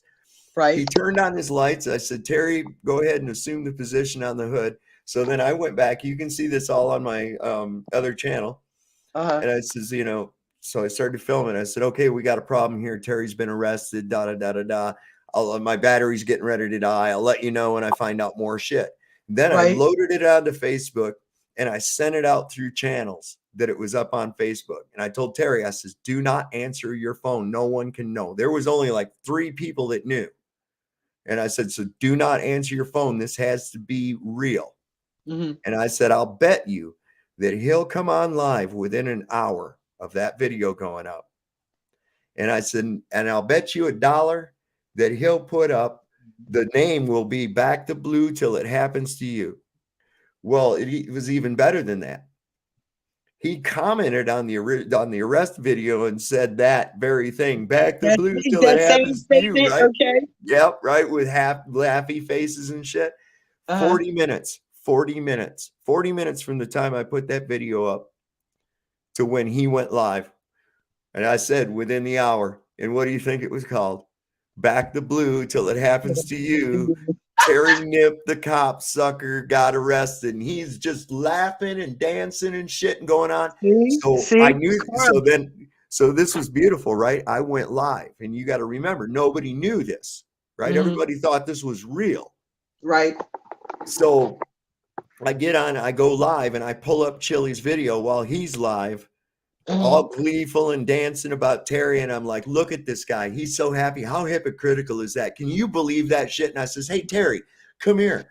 What do you think about that? And he came over and sat next to me on camera, and everybody about shit their fucking pants. See, you can't mess with people, man. You can't mess with people. And we showed him for what he is. Look at there. You're a fucking hypocrite.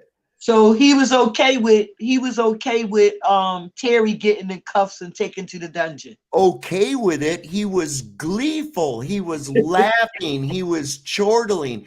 You said he almost had a party. He almost threw a party. Dude, you wouldn't. I'm not kidding you, Slotshot. He was literally laughing and glad to the point where he had to take a breath while he was trying to talk and shit. He was like so gleeful that Terry had been put in torture cuffs and stuck in a dungeon. And then, there was other channels had gone live about Terry being arrested, and then all of a sudden they're pulling up our live on stream, going, "Oh my God, they trolled the fuck out of him," and we did. I mean, it was beautiful. Yeah, that was priceless. I wish I could have seen that shit.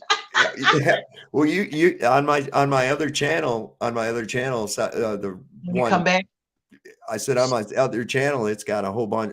It's got all those videos on it. Okay. Well, how we did that. You've been kicked out for 2 weeks?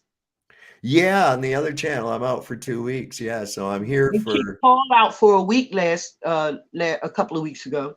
What is that now? They kicked Paul out for a week a couple of weeks ago. Did they? Yeah, I can believe it. That was his first one. So I got 2 weeks. This was my second one.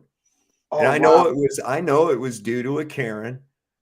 Dude, because these people come out of the woodwork. Look, there's this really off-hinged guy that he's so pissed off that I believe the earth is flat that he looked up my wife on Facebook. Wow. Messaged her and said, "You all need help." Tried to call her. Now he's tagging me on Facebook posts and shit. Just saying all kinds of crazy shit. So I'm sitting there, I'm talking to Terry on a live stream like we're doing, and that idiot's fucking texting him through Messenger, telling him that, oh, I'm an idiot not to talk to me, and that makes him an idiot too, and wanting to argue with him and shit. And I was like, this guy is unhinged. That's that jealous stuff.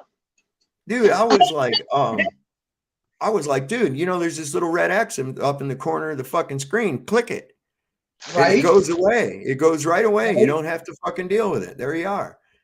I mean, and with people getting that pissed off about the earth being flat, it's like what the globe is like Tinkerbell. If unless everybody believes it, then it doesn't exist. Yeah. That's like my vaccine won't work unless yours does. Like, shut up. I don't get it. What's up, Jeebus Crisp? Under his, look at that. He's under Timothy Lyons wearing his spectacles. What's up? I just wanted to say to Slotshot, Chili came to Ironton because my fiance reached out to him, right? You know, wait, Jeebus, you know I know the whole story. I was there. So what happened was he came here and he told us from the rip, he was like, you know, everything I do for me. So, you know, because we were like, thank you, man. We appreciate whatever you do. He was like, I don't want you to go with me down to the police station because, you know, it's going to get kind of hectic down there. We had court that day. So he caught us after court. He pulled us into one of his videos and that was it, right? He made like a video out of it. Right, I remember.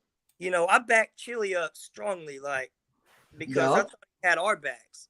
And what ended up happening was he got what he could get out of the story, out of what was going on here. He caught a little misdemeanor and he bounced like a fucking nerd. He skipped out, right? He bounced like a nerd ball. And so, you know, after he left, like 2 weeks later, he was like, hey, we're 2 weeks away from filing your federal civil rights lawsuit, all this stuff. What we started to learn was that he had no intentions with helping us with a federal civil rights lawsuit. You know, any knowledge that he had on filing lawsuits, he was blowing towards suing trolls and doing whatnot. Like, okay, cool. We continued to back him. Like, I took. That's what chased me away, Jeebus. That's what chased me away. But when he stopped doing what he was doing with y'all and started getting into that troll madness and all that drama, that's what pushed me away, right? I tried to befriend him. I tried to let him know what people to trust, what people not to get involved with. He didn't want to have nothing to do with me, right? As did and we. Look what happened. But the man don't listen. Like he's got this voice in his head, and it's just I don't know, man. He's something else. So one day he remind you of a Mild Paul Unslaved. No, not even in the same caliber. No. What I learned. No, not even close. Is not even close. Okay. When he says he's going to do something, right? He's not just you know, when he makes a promise, he's making it to his YouTube his subscribers. He's not making it to you. He's just putting this idea out there. This you know, to sound good. To sound good. He's completely fake when it comes to that shit, right? So, like I said, we backed him up, and like a Rights On, this dude Rights On. I talked to this guy. He's a reasonable dude. He backs Chili. But I think the guy, he just got a problem admitting when he was wrong, because I think he sees that he was wrong about Chili. He just subscribes to the idea, right? That's what I was telling somebody in the chat. Like, you know, some people subscribe to the idea. You know, what he's preaching is that police, you know, most police are corrupt. And people want to hear that because there's people that's been fucked over by the cops. Like, targeted, harassed, terrorized by the police, right? Hey, he's got to stop right now. Hey, he's got to stop going right now. Hang on a second. Terry does? Yeah. Hang on. Oh, it's Terry. Wait, you say he got to stop going right now. Terry, get ready to arrest somebody? No, I mean, he's there at a stop. He's not stopping anybody. I'm just messing with you, son. I'm just messing Listen, with you. here's the thing about with this guy, and it's like, and this is my biggest problem with him, outside of just being a doofus and a douchebag. He doesn't really subscribe to the things he goes. He's like a politician. He says what the people in front of him want to hear. Okay? Yes, exactly. So he talks about that. He's all about, you know, getting right back down to our basic freedoms. We should be secure in our persons, places, and effects, and our papers, and you know, okay. So then turns around and comes up with some kind of a fried egg Orwellian police state where the police aren't police, they're called fluff bunnies or some shit like that, and they got pugil sticks.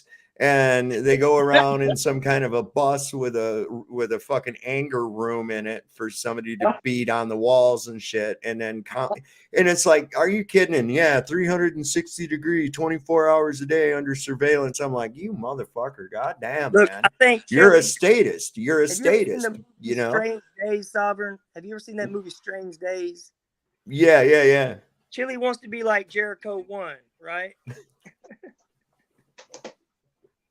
Strange Days is a Look at movie. this. This Yeah. Oh yeah. If you haven't seen it, you Yeah. gotta check it out. It's Okay. yeah.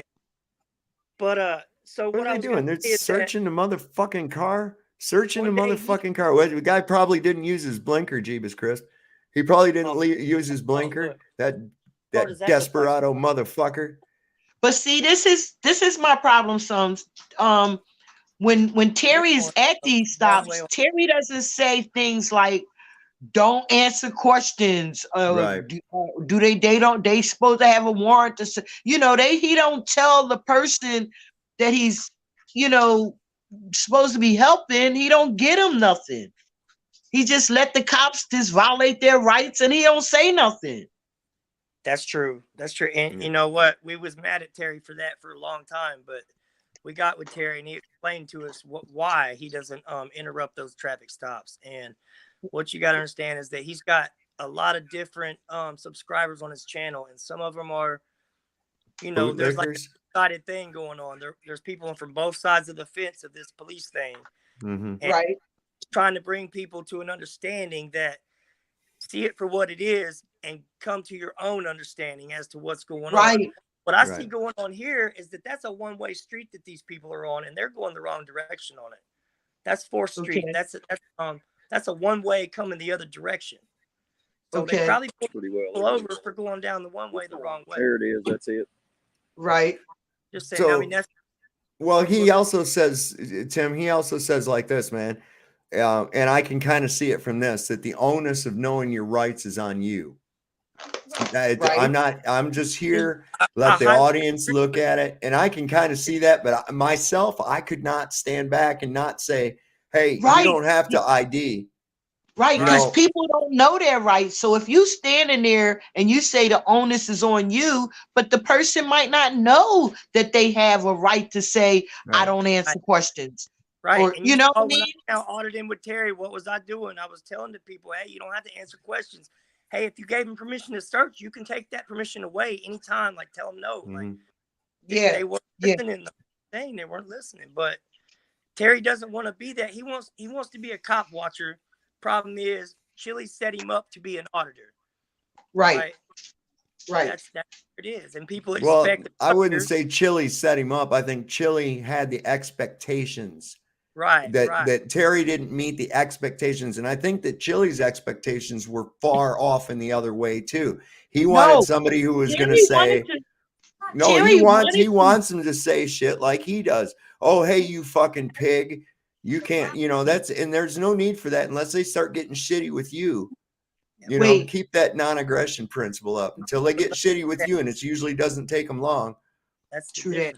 What they're capable of. But what I was going to say is, like, all right, so just like what I saw in Terry, right? So that's what I thought that he was going to do, be an auditor, right? Right. And like I said, when he started going out, he was just watching the cops. He was just watching the cops violate people's rights. And look, he wasn't doing nothing.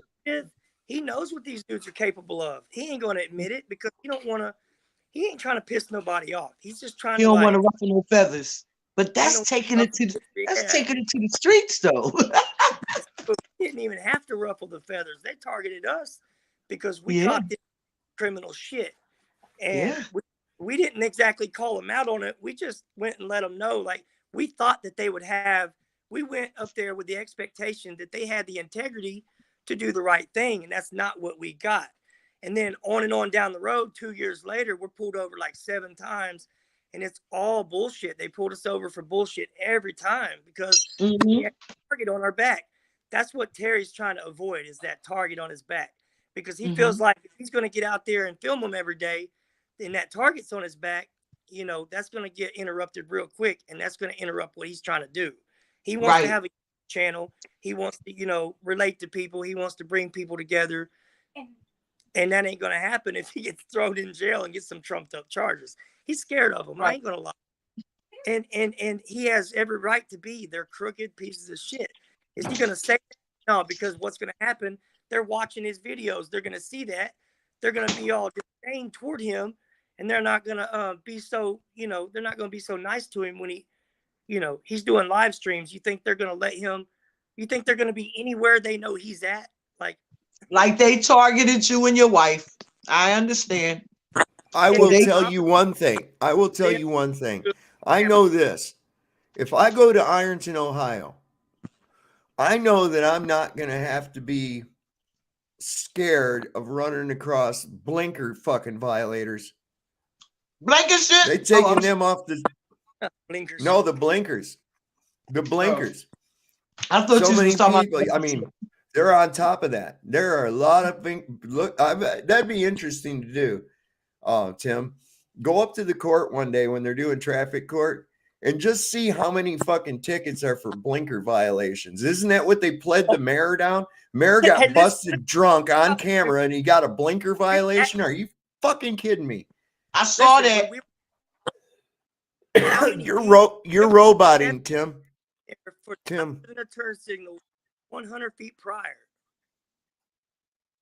Tim, you're roboting out on us, bro.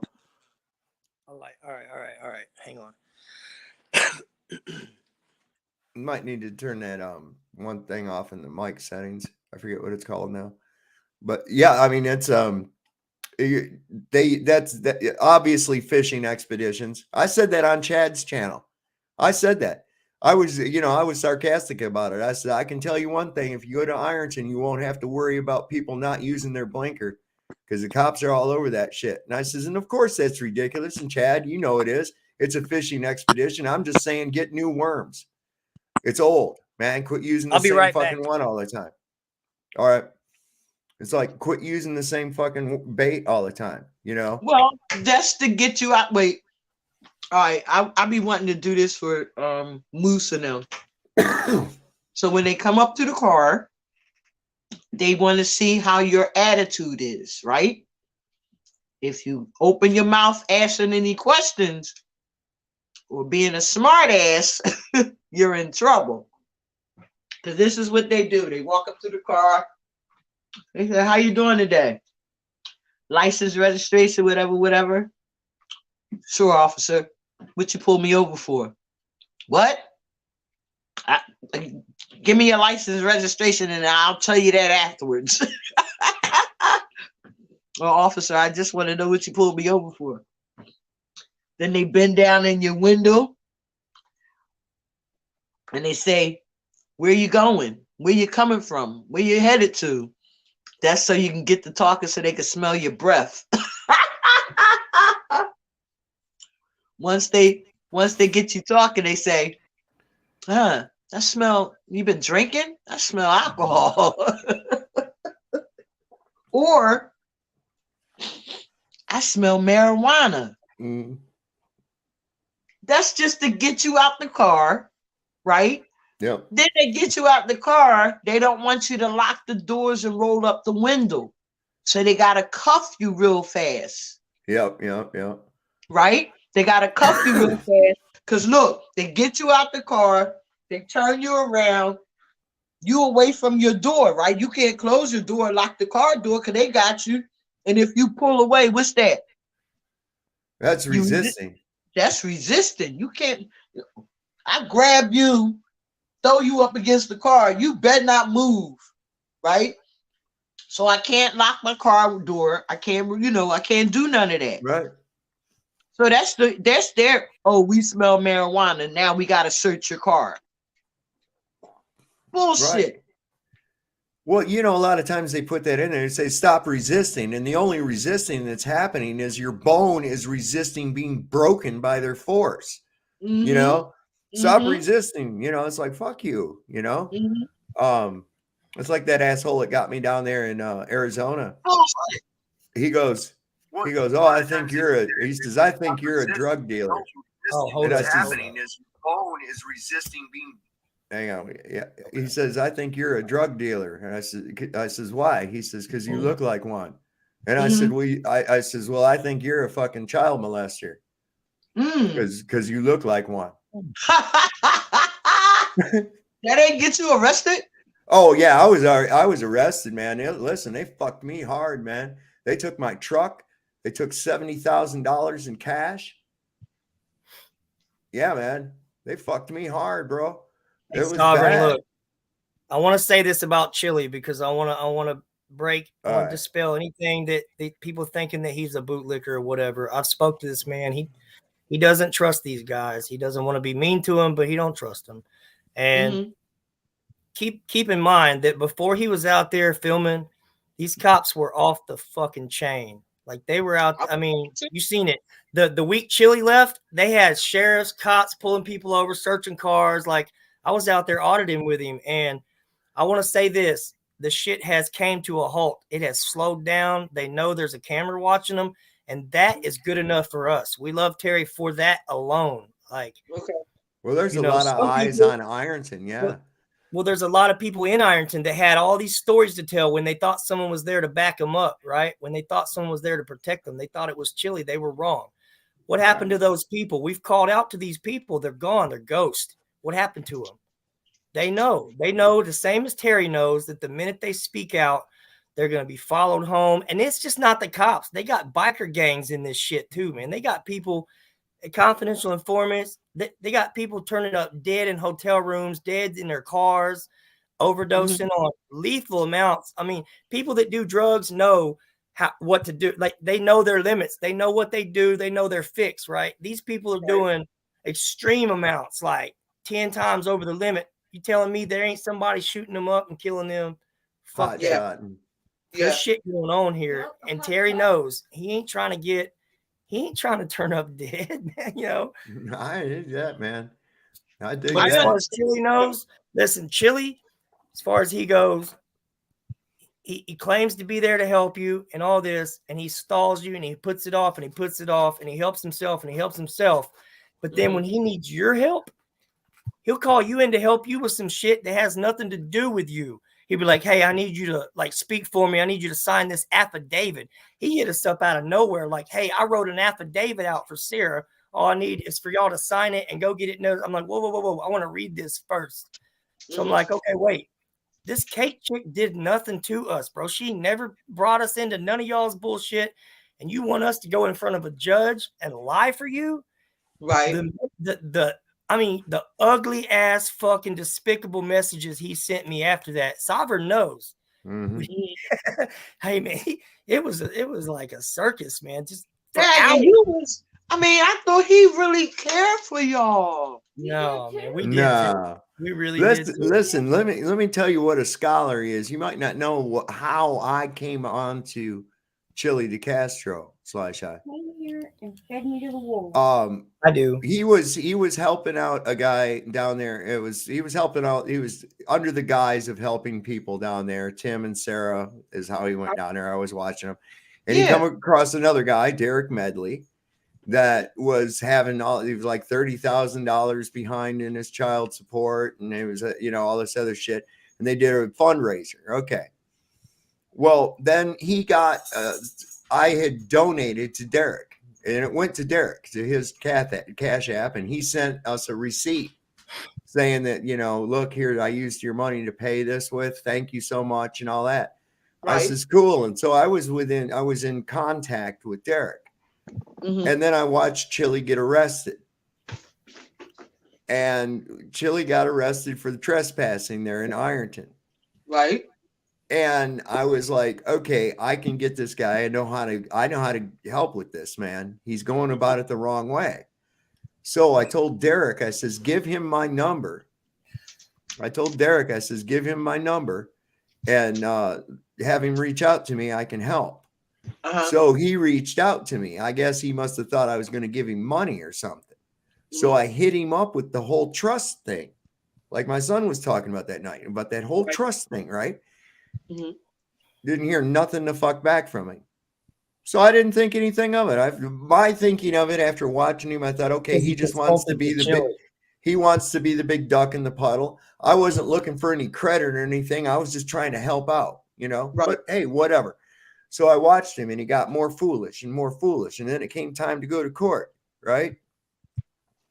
And the night before he goes to court, he talks shit about the judge and all this other shit on a live stream, and then leaves, rolls, right? Doesn't show up. So I texted him. I told him, I says, dude, you look like a fraud. You pussed out. and he sent me a torrent of, you just want to fuck me. You're obsessed with me. I would love to. You want to fuck me? I'll come to your house right now. And then he started sending me. You was the person he was talking about? And then he says, oh, he said sending me fucking gay pictures and shit from porno. And I mean, really, he did the live stream. I remember he was doing a live stream and he was saying those things. I remember that.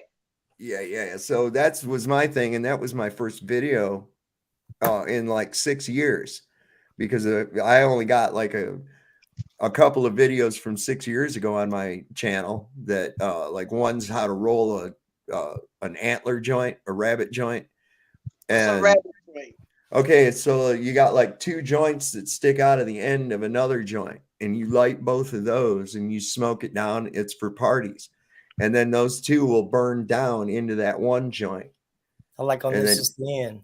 Yeah. It's kind of a novelty joint you can make, and it's kind of cool. Everybody thinks it's a cool thing. You bring one to a party.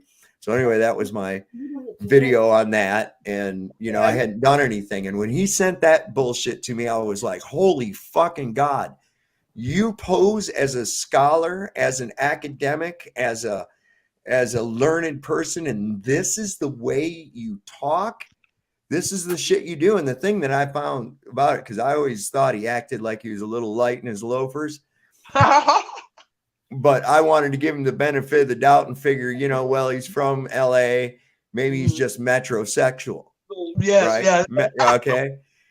But he's like sending me this shit. And then within like less than a minute of sending some nasty fucking shit about wanting to rail me in the butthole and everything else, sends me gay porn. And I'm like, wait a second, you had that on your phone. That's not like you went to the internet, looked up some gay porn, and then sent it to me. That shit was already in your phone. Is your whole spank bank made up of that shit? Oh yeah, I'm just saying, man. That's my boy, though. That's my boy, Sums. That's my boy. I'm like, you know, come on, something's going on there. But anyway, that was my first video. I was like, people have got to know that you are not what you act like you are on camera. Well, look, when he first came here, like the first day he got here, he crashed on a we blew up an air mattress for him downstairs, and he crashed on that. And the next day he was getting some videos ready for us, right? This motherfucker sits there in my living room, and I'm talking like he's asking me questions, right? Wanting me to put shit in chronological order and all this shit, right? And he just got done cussing out a really good friend of mine. My dude knows about computers and shit. I'm a caveman. Like I haven't spent a lot of time around tech stuff, right? Computers, phones. I just got a smartphone years ago, right? So I had this dude, you know, fix these videos up for me, and he told me how to format them so that they would play on his computer. And my dude formatted them exactly how he said, right? He's cussing my dude out in the middle of a McDonald's right in front of everybody in my hometown, right? My dude's just like, walks out to his car. I'm like, no, dude, fuck you. And I walk out. He starts cussing me. I start cussing him. I'm like, all right, this was a fucking bad idea. And then all of a sudden he changes his demeanor and he's like, look, sometimes I get like that, you know, okay, whatever. All right. So we'll meet back at the house. He said, yeah, I got to go wash my car. I'm like, all right, we'll meet back at the house. He gets to my house. He's asking me questions on how to, you know, what order things happen. First of all, he got shit wrong. He said he had a photographic memory. My memory is better than his. Let me just say that. So he's got a photographic memory that don't have no film in it. No. Look, when he did the video, when we finally did the video, he had the shit right there on paper, just how I told him. He got the cops' names wrong, what cop did what day it happened, what stop, he fucked it all up. Like anybody who watches that video, the Tim Lyons, Sarah Page story, whatever, you go back and watch that video. He was accusing Fouch of the shit that McKnight did and so forth, right? We were just like, oh man, like no wonder these dudes fucking hate us, right? But cops that had nothing to do with it got implemented, right? And then he told me I was talking to him. He said, "Hey, can you sit somewhere else, man? You're talking right at me." I'm like, "All right." So I scoot over like a good 2 feet like this, right? He asked me another question and I talk at him again. He's like, "Hey, no, can you sit on the floor or something because you're talking right directly at me?" And I'm like, how the fuck is two men supposed to talk to one another? Like, you want me to talk up to you? Fuck you, man. That's what turned me like, you know, and I was telling Sarah, like, this dude, there's something bad about this dude. I got a bad feeling. He makes me want to hit him in the fucking chin. Like, something's wrong with this dude, right? I put up with him because Sarah was like, he's the only one that would reach back to us. And not, you know, we gave him a chance. And then I even sided with him. I even started like speaking for him, right? Until I realized that I was wrong. And I admitted when I was wrong. That was it. When he saw me do that, and when he saw me and Sovereign talking, like I saw Sovereign's channel, I seen some of the shit he was talking about. Damn, I relate to this dude, right? So I started commenting it. I reached out to him. We got a lot in common. Yeah, he's man. older, but we got a lot in common. So Chili didn't like that one fucking bit. If you're Chili, if Chili's your enemy, then all Chili's people's got to be your enemy, or they're his enemy, right? That's not how it works. I know, right? The brotherhood, right? That ain't how we do, right? And if I relate to somebody, I open up and I relate to that person, right? I have never once related to Chili, man. Like, the dude is locked in. He's self-absorbed. He's all about himself, and he raised money for me and Sarah, and he never gave it to us. That's what pissed. Like, I tried not to let it be about the money, but he did a little thing where he said, donate to Tim and Sarah. But, you know, if you don't know how to do that, you can send it to me, and I'll make sure they get it. Everybody in our hometown saw that video. They were reaching out to us. How can I get a hold of this guy? Oh, by the way, I saw he raised money for you guys. I sent my money straight to y'all Cash App. To I think to your wife's Cash App. I think I sent my money straight to the Cash App. Yep, I remember that. Yeah. And but there was a lot of people All that of didn't, them, right? all of them, even Deborah, all of them. I sent all. I never sent Chili money. I always that's sent. what I did. I went on Chili's live streams and I said, "Don't give the money to Chili. Give it to the person." And he got pissed. Like, his people started blocking me, and that's when I started seeing it. Like, there's a pattern here, man. This shit ain't right. This is it's like a scam. You know, like, it feels like a scam to me. Now, Sovereign, I gotta ask you now, and I'm asking you this for a reason. All right, so Paul has his character, right? Right. Chili has his character. Mm-hmm. Do you still see? I mean, do you see any of the cult of the? How do I put this? Cult of personality. No, kind of certain. Yeah. I see what she's saying. Like, I see what she's saying. I see Paul has one, right, in a different manner, but he does have a cult like aura to him, like his channel. Yeah, he does, right? And then I noticed how I was following Chili, right? Chili started getting like a cult like kind of following too, where his mods became rogue and relentless, and you know what I mean? Like, they was I modded one of his mods. They blocked 200 people from my channel, people that supported us. We were wondering, why aren't we getting no views and all this? We stopped putting content out, like, all right, it's worthless. And like, we found out when we finally figured out how to go there and look at, you know, who was blocked and whatnot. 200 people had been blocked from our channel. And but what you're saying is like with Paul, I go on Paul's channel a lot because Paul's provided a lot of insight for me, like as far as the Constitution side of it, right?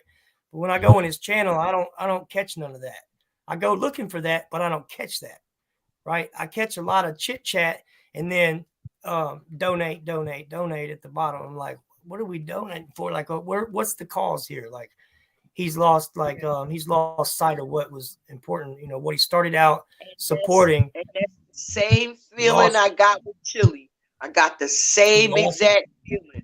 But we told him, we was like, Chili, man, dude, humble yourself, bro. Stop fucking worrying about this and that. Stick to the mission, bro. He's always talking about the mission. Like, I used to inbox them, right? I used to inbox them and tell them, yo, you getting off focus, man. You need to get back on focus. You giving this energy to these trolls or whatever. You're giving them too much and you're taking the focus off of what you're supposed to be doing out here. Right. They were fucking getting full off of it. They were feeding off that shit too. Like, well, it was gaining them a bigger following, like than what they already had. The thing is, it's like what I say, and Tim knows this on my channel, hence the part, the Unchained Mind aspect of it is that I don't want you to think like me. I don't. I absolutely don't. I discourage that 150 fucking %. I want you to think like you. Right. But when you think like you, I want it to be you that's thinking, not some shit that somebody else gave you. Right. And that's Chili all the way. I got to say, right. That's it. Everything he says comes from somebody. Even the dunce cap thing came from somebody else. I heard some other dude saying that. Wait, and he claimed it as his. Like, he put the flag in the moon. Like, now y'all know, Jeebus. How old are you, baby? How old are you? How old am I? I just turned 42. Yeah. Okay, you a baby. Dunce cap came back way before Chili was born. Oh yeah. Okay? I mean, I've heard the expression. Let me tell you the worst part. Let me tell you the worst part of that expression that he's using. Okay, it's not the cap that's stupid. The cap is what the stupid person is made to wear. The stupid person is called the dunce. Right, the dunce. And the dunce must wear the dunce cap to let everyone know that they are the dunce. Right. Yes. They got shit to do with the cat, right? That's what you say. They got shit to do with the hat to wear. It's got shit to do with your dunce ass brain. So the proper insult is not dunce cap, it's dunce. How just about dipshit? Let me just stick with it. That'll work too. But see, there's the thing is, like I said, if you don't have, I don't want you to think like me. And this is why I'm able to, I can go on, I can tell you what I think and discuss things with you. And even like with these people that get angry with me about the flat earth, I don't care. Let's examine what you think and then put it in comparison. And at the end of that, if you still believe you live on a spinning, wobbling space testicle flowing through a fucking void somehow, that's cool. I don't care. Okay. I'm not going to get bent at you for that. You see, it seems like if everybody wants to get into this hive line. Oh no, where'd she go? We lost her. She took a bite out of her sandwich and disappeared. I don't completely subscribe to the flat earth thing. I'm getting all the evidence together. I'm gaining like a better understanding of why you believe what you believe and a lot of other people. I see this big battle going on though, between one side and the other. It's always between red and blue, you know what I'm saying? And well, what you're seeing is not really a battle. It's an attack. You're not really seeing a block my comments. Like, yeah. Listen, you know, the way this is, it's not a battle on this. Okay, the flat earth thing, it's not because I'm not fighting anybody on it. The only thing I'm doing is I'm fending off attacks. Okay, if there's a difference. There are people that are interested for legitimately interested and want to know, and they ask questions. And then you've got the ones that want, like you, right? Exactly. And then you've got the ones that roll in with wanting to be confrontational and adversarial. And you can even tell in the way that they even ask the question. You say, well, if the earth is flat, explain seasons then.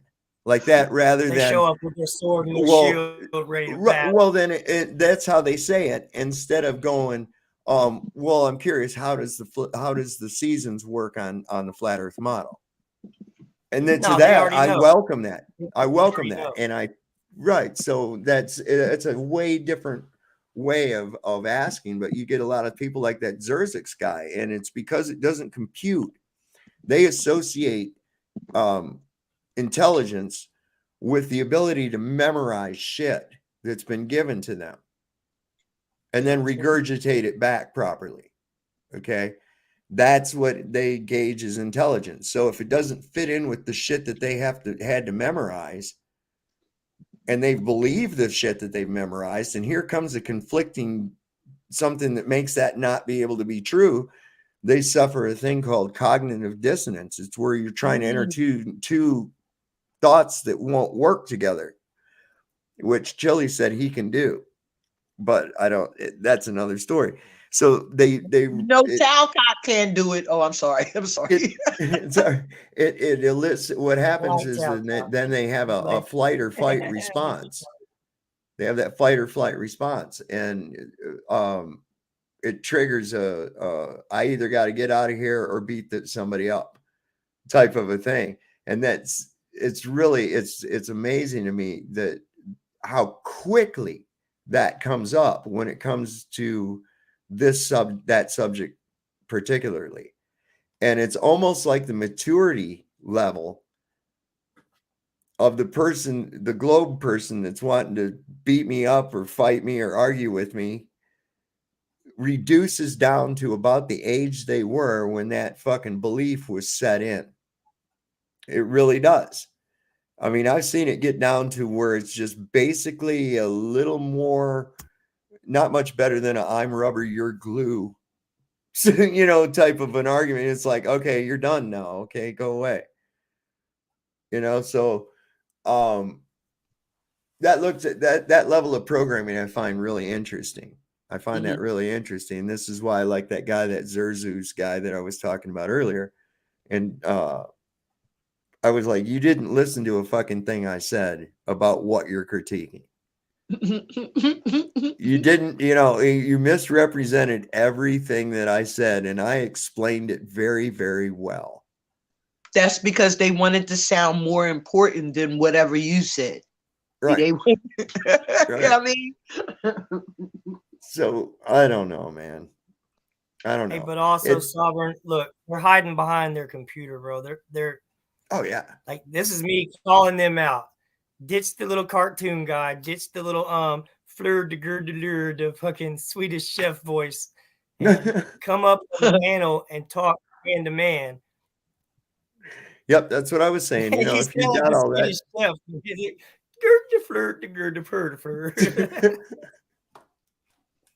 Oh my God.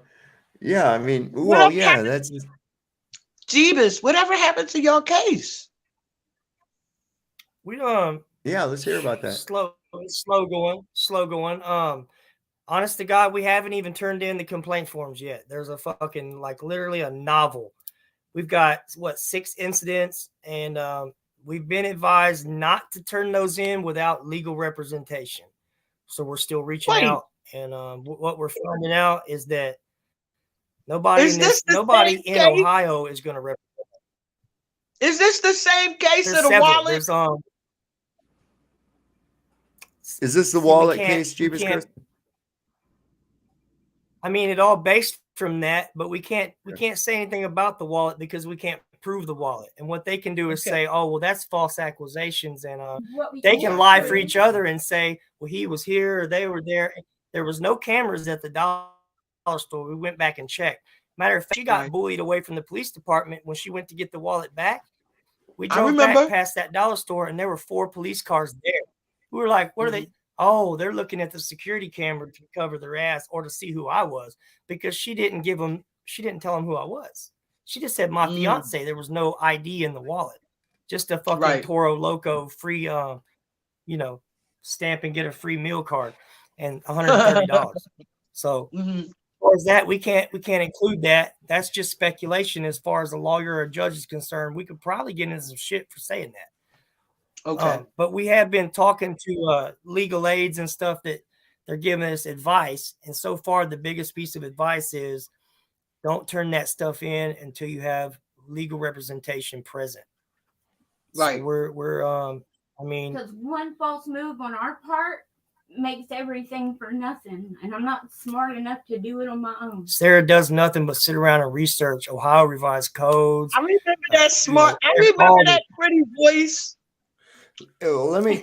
I think I might have told you this before. I got some action in California when I filed a complaint this way. against an Inyo County Sheriff's deputy. I wrote out on their form and I continued it on other paper.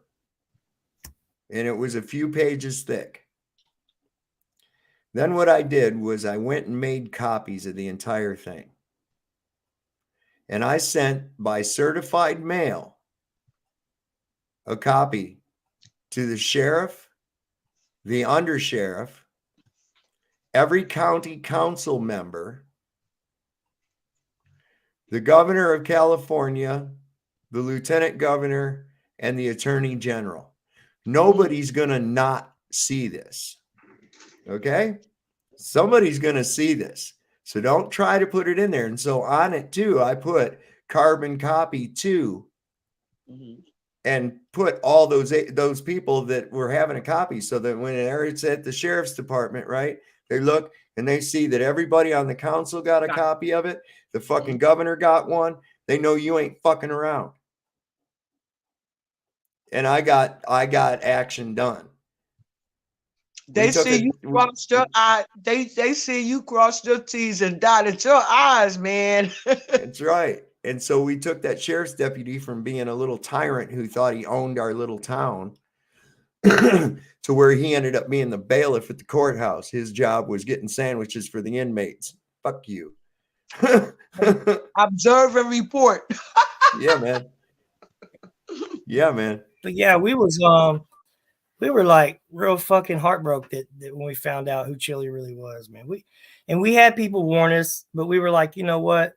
We're not going to base what we think off of what other people believe, and what we want to stand true to our convictions, right? Right. And I had to see it from I had a bad feeling about the guy. I gave him the benefit of the doubt. I got a lot of friends that I really can't stand being around, but ultimately, like, they got my back. You know what I mean? They're, you know, we just don't. We just don't. We're not compatible. We collide, right? We're too much alike. And you hear Chili say that shit, like, you know, me and Tim, we're a lot alike. We clash a lot. That's not true. We never sat and wept about nothing. He never sat and cried with us. He's hard-headed. I can see it. Tim, I'm gonna tell you the truth. He's a bonehead. When I seen him do the interviews, when I seen him do the interviews though with y'all though, he wasn't kind of to me. My friends was like, "Hey, the TJ I know would have knocked him upside of his head for talking to him like that." I was like, "Yeah, I know." Man. I know, because he was talking to y'all like, yeah. I mean, I watched it and I was like, "Well, Dad, you know, he seemed like a little kind of tough on them." because we weren't fitting his script. Like, we would go to say something contradicting what he said because he would say the wrong thing or implement the wrong person. Right. And so you would have to start all over.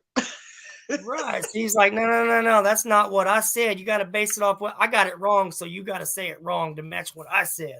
Like, right. You got to make me look, I look dumb. You got to make me look smart, Jeebus. Right. And we talked about that too. I mean, what we came up with is what he told us was, everything I do is for me, right? Like, I'm going to try to help y'all and this and that.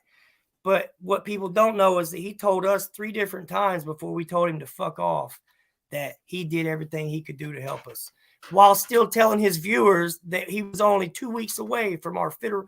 Like, we were like, wait a minute. Because he kept us saying, and said, he couldn't do nothing else for us. You fed me to the wolves. He gave evidence against Sarah that she warned him against. He kept saying that she wouldn't. Yeah, he kept saying she was taking her time turning in the paperwork or something. That's what I remember him kept saying about Sarah. Sarah got a couple of days to do this, to turn in the paperwork or this, that, and the other. I remember that. Yeah. Well, that's he's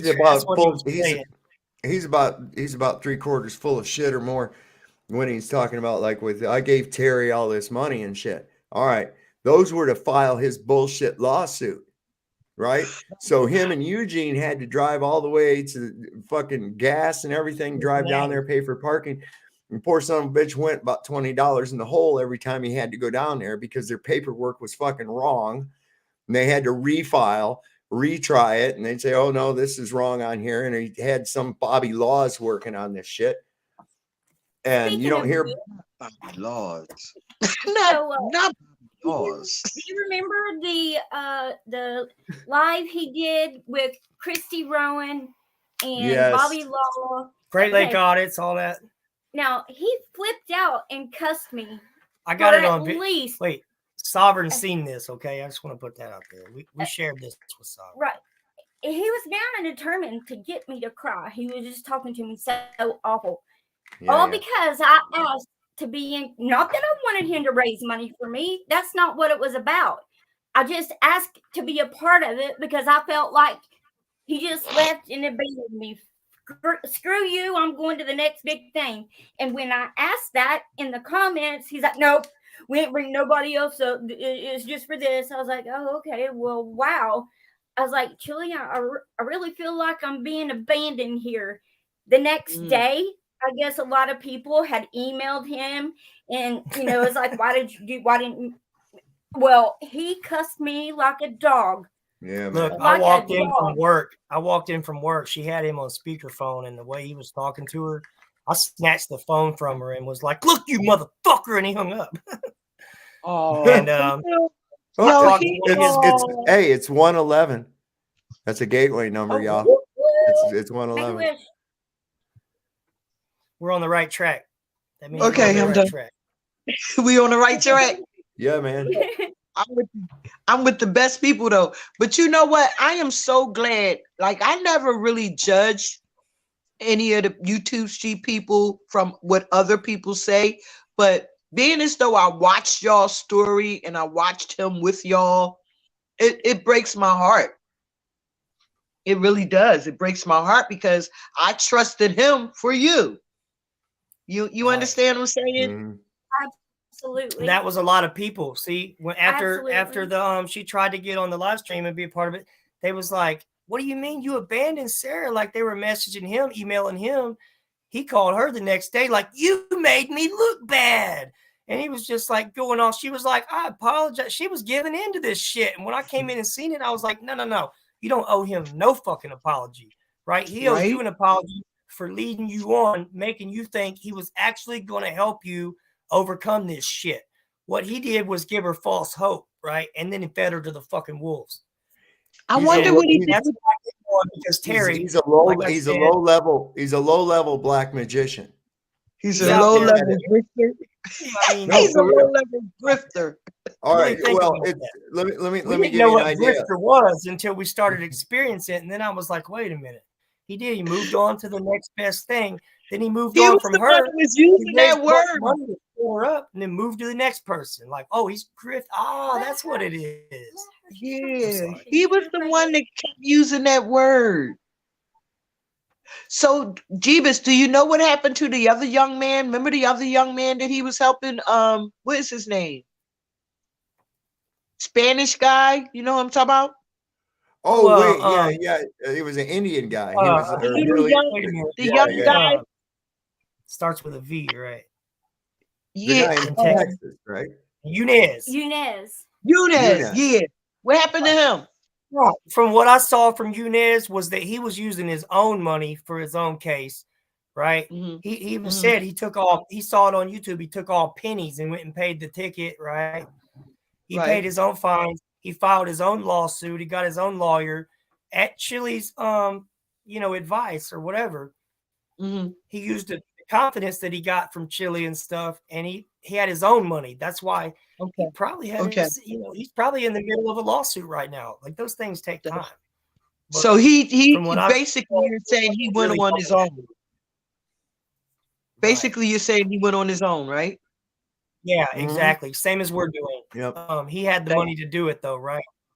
But like he had that guy like be like a spokesperson for his fucking transparency shit. Remember that? They used Yunez's head in the glasses and the RoboCop shit. Yunez, he used Yunez up like a puppet. Like Yunez did everything he told him to do. Like he didn't question Chili, so Chili continued to appear to support the guy.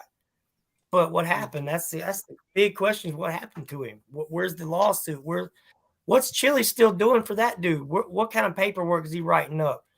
That's what I'm asking, because it's been over a year now. It's been a year, right, for y'all. Right.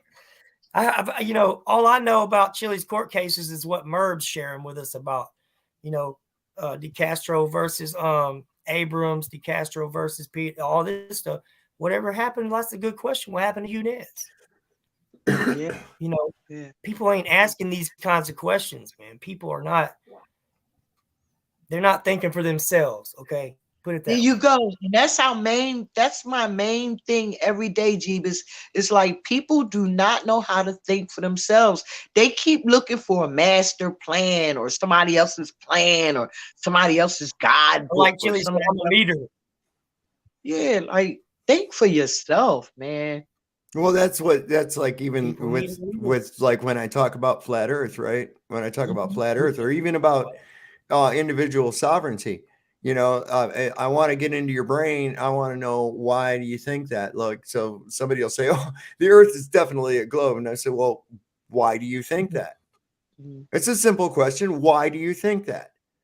And it'll always be the same lame ass shit. Well, there's pictures from space. No, there actually isn't. Those are paintings. Whose pictures are they? Yeah, right.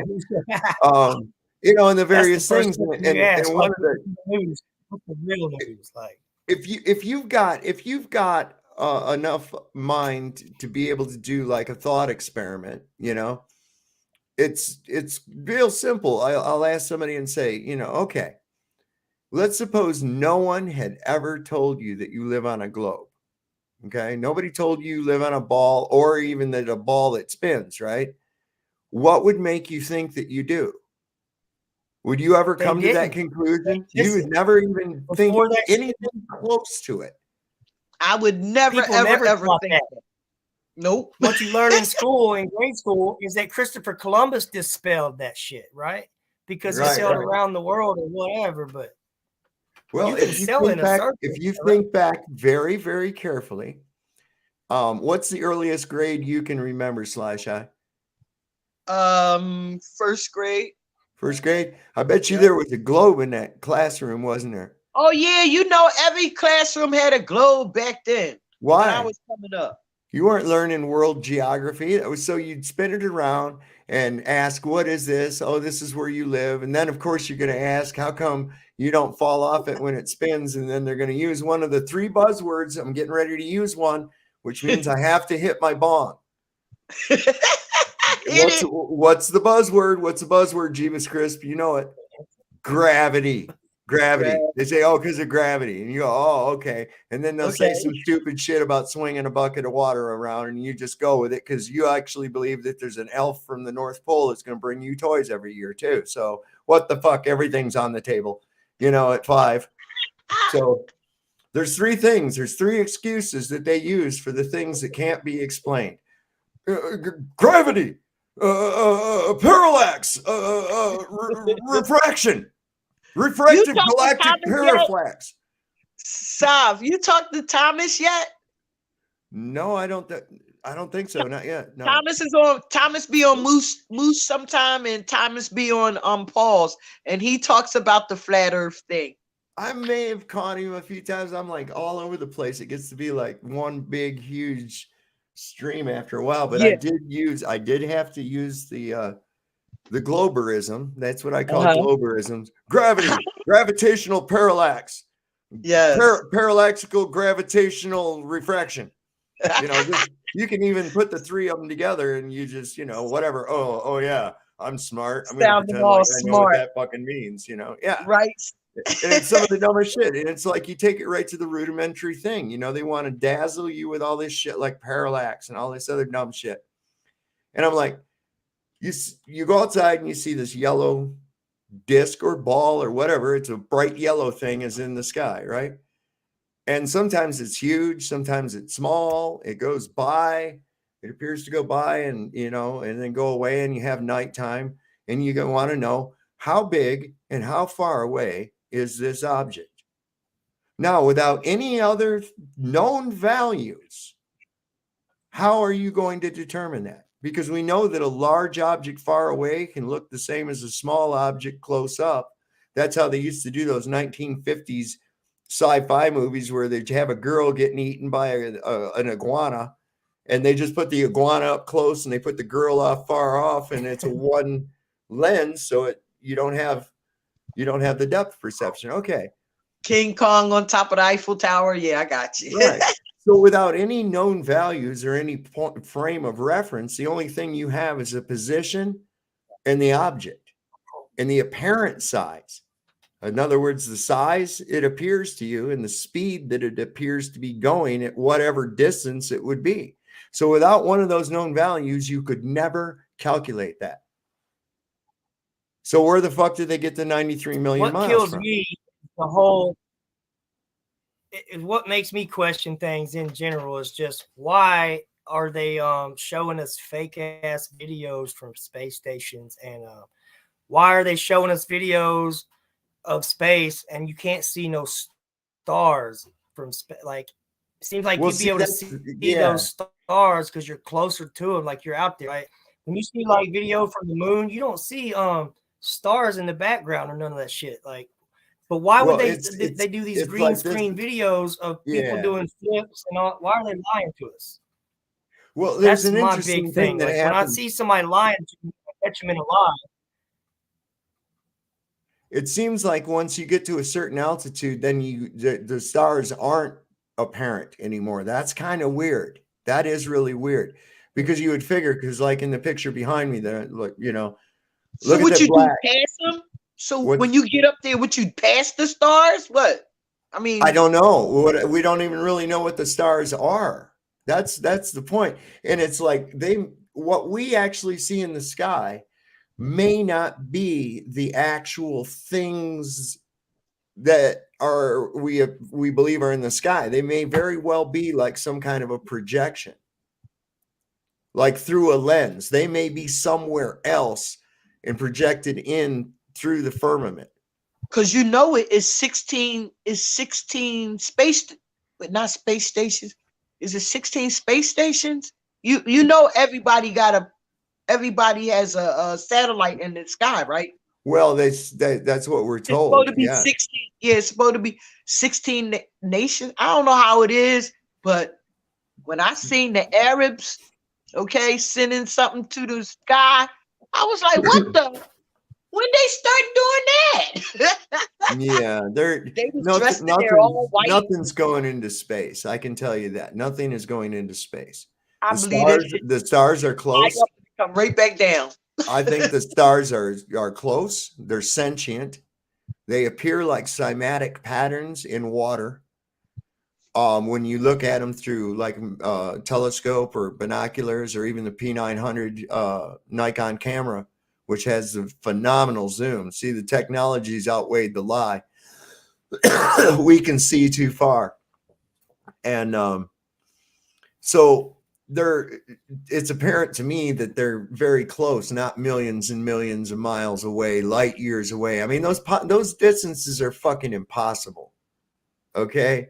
You even could take the concept of a 1 light year. I think we went over that on your show last night, didn't we, Slash Eye?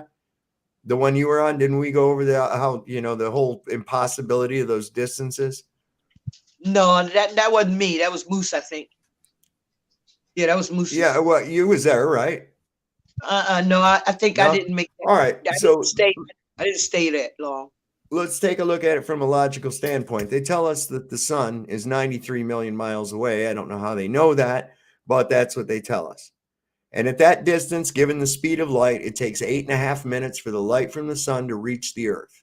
I did hear you, because I was in the chat saying, no, the sun is right here. Yeah, man.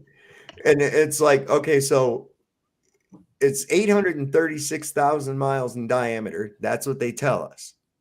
So if I brought it right up close to the earth and you looked up in the sky, that thing would it would fill the sky. That's all you would see is the sun. I mean, forget the fact that it would fry you, but I mean, if it didn't fry you, that's what you would see. We're just talking about visuals.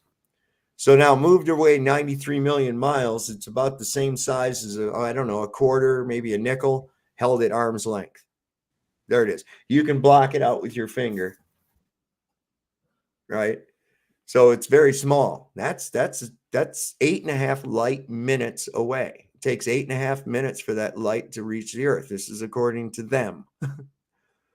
So let's move it 1 light hour. Let's have it be 1 light hour away. That means we got to go about 8 times that distance. Is 8 times 8 is 64. We'll just say it's just roughly a little over 1 light hour. Now, how many hours are there in a year? Now, at 1 light hour, think how small it would be if it's only if we move it 8 times further than it is right now. How small is that sun going to appear to you? It's going to be really little. If you could even see it at all. I'm saying you wouldn't even see it. Okay. Yeah. So that's just one light. That's 1 light hour. Now how many hours are there in a year? And that would be 1 light year. They tell us that the North Star, Polaris, is 423 light years away. Now think about that. We already just saw how phenomenally huge. That, and it's light won't travel forever. Years, like we're seeing it that many years in the past or whatever. Yeah. Like light travels forever and ever and ever and shit, like a rocket ship or some shit. That's dumb. Never been proven. Light travels. Light travels like sound in the same respect that it's going to emanate, radiate away from its source in waves.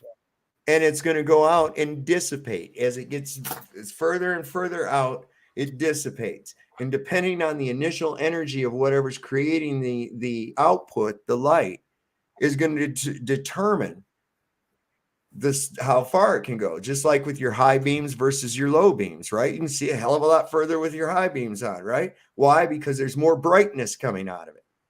So the low beam, you should just be able to catch up to it. You wouldn't need the high beam if this were true. If light were traveling. But they say, oh, it's because of the atmosphere and there's water. Okay, we'll give you that. Dust and vapor and shit like that. But light's not going to travel forever and ever and ever. So it would be ridiculous to think that you could see anything 1 light year away just based on the angular resolution of your vision. I mean, how can you zoom in on stars? How can you magnify stars in a telescope when they're 400 light years away? It wouldn't magnify. You'd zoom that fucker all the way in and it'd still be the same small dot because that's nothing compared to that distance, right? Yet we can bring them in. That doesn't make any sense. So we name them after a bunch of Roman gods and shit. Right? You leaving, Jeebus? Sovereign, I gotta go, Bubby. It's getting late, man. Oh, it's only 1:30. I'll be watching, but I gotta. You pussy. It's a Friday night. You pussy. Yeah, I know, but I gotta make up for lost time tomorrow. I got you, brother. Thanks for good meeting you. Nice to meet you. Thank you, Jeebus. All right, so we name you guys. See you, brother. So they name these stars and shit after all kinds of these Roman gods and everything else. It's like, what the fuck is that all about?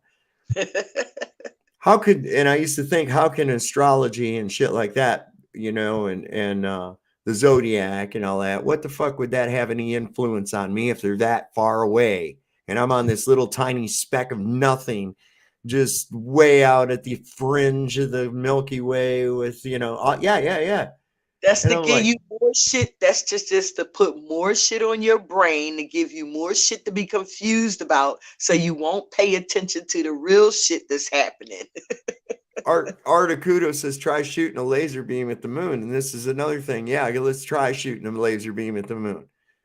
Let's try shooting something light. Let's try shoot some light. 238,000 miles away. That's almost 250,000 miles. And you think you got a light that'll shine that far, even if it's a laser. Listen, at 5 miles, a green laser spreads out to a dot about that big. Okay, so it doesn't stay that little pinpoint thing. It still dissipates out. That's just due to a cavity magnetron that increases the light wave. That's all. Like the it's flashlight. it's concentrated. It's concentrated. You take the light and you concentrate it through it's a magnetron is what it's called. And you concentrate it through that, and what it does is it magnifies the intensity of the light. That's all it's doing. And of course, just like any other light, it's going to spread out. It's going to have a limit, and that limit is going to be dependent upon the source of power that produces it. So that's out the door there. So anybody telling you they're shooting a fucking laser at the moon is full of shit. Well, I don't believe none of that crap, man. I just listen. I just look up. I know the sun, the star. What's the star that's all right? I'm gonna face. I have a. Can you see where I'm facing? Can you see me? Yeah. All right. So if I go out my house right now, there's a star sitting. Wait a minute. There's a star sitting like this way. There's a star sitting right here in the sky. Which star? Which star is that? Oh, I don't know. There's so many. I mean, you'd have to look. It's the brightest star in the sky. It might be the North Star. Is that north? Is that direction north?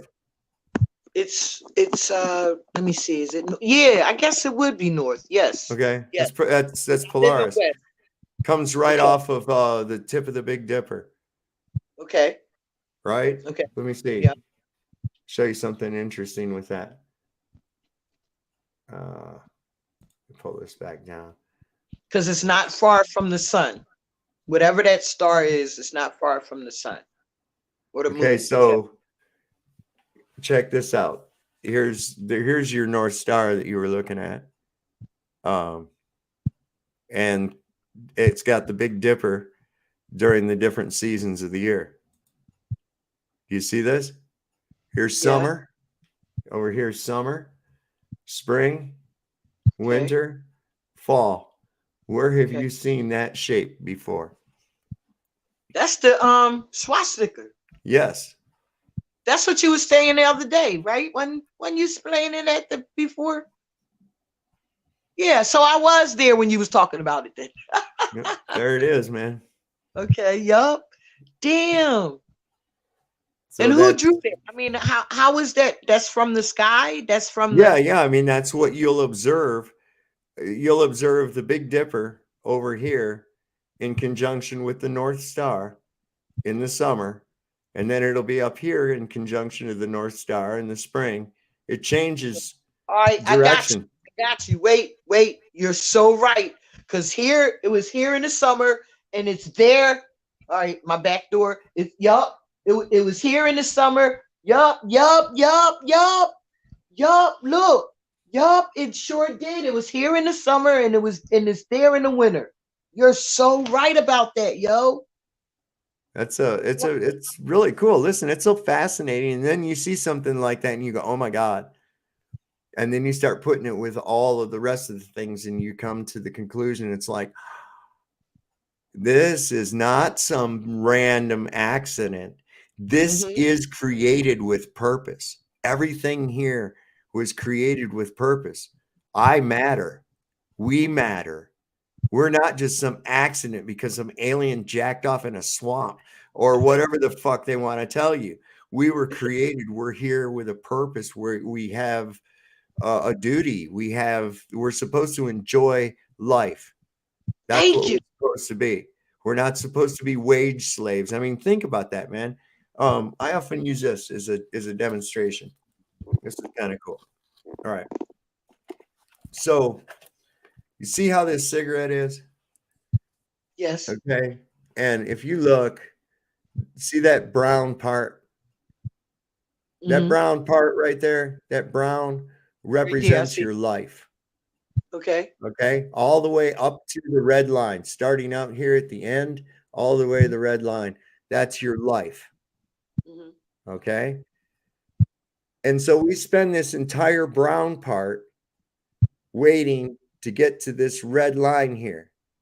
And we get to spend a few years being fat and drooling on ourselves and eating a puzzle in a rest home. and then it's all over, right? Right. But we spent this entire time right here, this entire brown part here, so that we could live in this little red spot. When you should be using this entire brown time so you can live in everything that's coming after that red spot, which keeps going and going and going and going. This is what you're supposed to be preparing for, not the red line. To be able to go on and on a little, I mean, yeah, day at a time. Right. In other words, in order to compete in the rat race, you literally have to drift away from spirituality, from good, from what But is that's right. what happened. That's why the Right. rat race is like so bad. Right. And so that matters for the time when you get past the red line. It really does.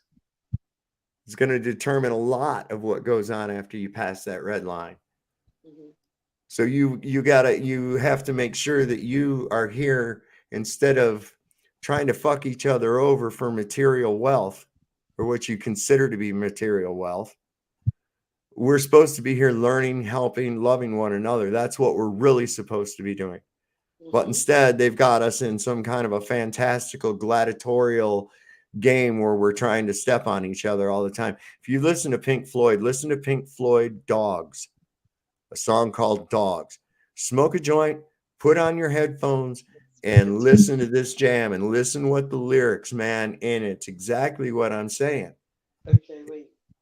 It's exactly what I'm saying. You listen to Tupac? Shit. Yeah, man. Listen, if you would have me pegged out as some kind of a fucking music schizophrenic if you ever saw my playlist.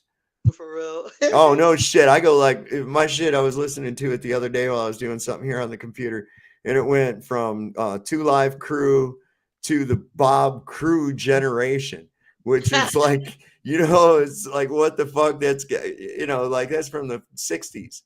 And then I'm over here into this. Al Hurt and the Tijuana Brass. This is pretty good, so I'm just got everything. I love music, that's just, the music is audible emotion. That's all it is. It's audible emotion, I've been loving music since I had they came out with the Walkman, the Sony Walkmans or whatever. Man, music's been my life all my life. Yeah, man. Listen, music is, like I said, it's audible emotion. For instance, you can a beautiful sonata with no words whatsoever can evoke a tear. A music, by just changing the rhythm and the note patterns, can evoke happiness, silliness, sadness, anger. All your emotions can be expressed through musical expression. And that's what it is. And they use that on us. They do use that on us. I mean, think about this. How weird is a movie with no music background? Doesn't work, right? So you have to have the right music mood to go with whatever kind of a scene that you're having. Right. You see, and they've known that. That's why even with the silent movies came with a music score. And the movie house had different parts, so you can know the different parts. Like we had to do in English when we read the book. We had to know the different parts. Yeah. Can't remember, but then the climax and we had to know all of that. Yeah, and that's what they had it set up in the music score that it was timed with the movie. The organ player just played the music, and the movie played. And the music would match the mood that was being portrayed in the movie. Right. So if you don't have the right music, though, it fucks people's heads up hard, man. It's like, could you imagine a beautiful love scene in a movie that you've seen? Like, let's think of Gone with the Wind. When Scarlett O'Hara and Rhett Butler are there and she's like that and he's about to kiss her. Now put the Looney Tunes music to it. Right? That would be some awkward shit, yo. Yeah, I mean, it fucks it all up. You're like, whoa, what? Hey, what? You can't do that. Yeah, that's not the right kind of music, buddy.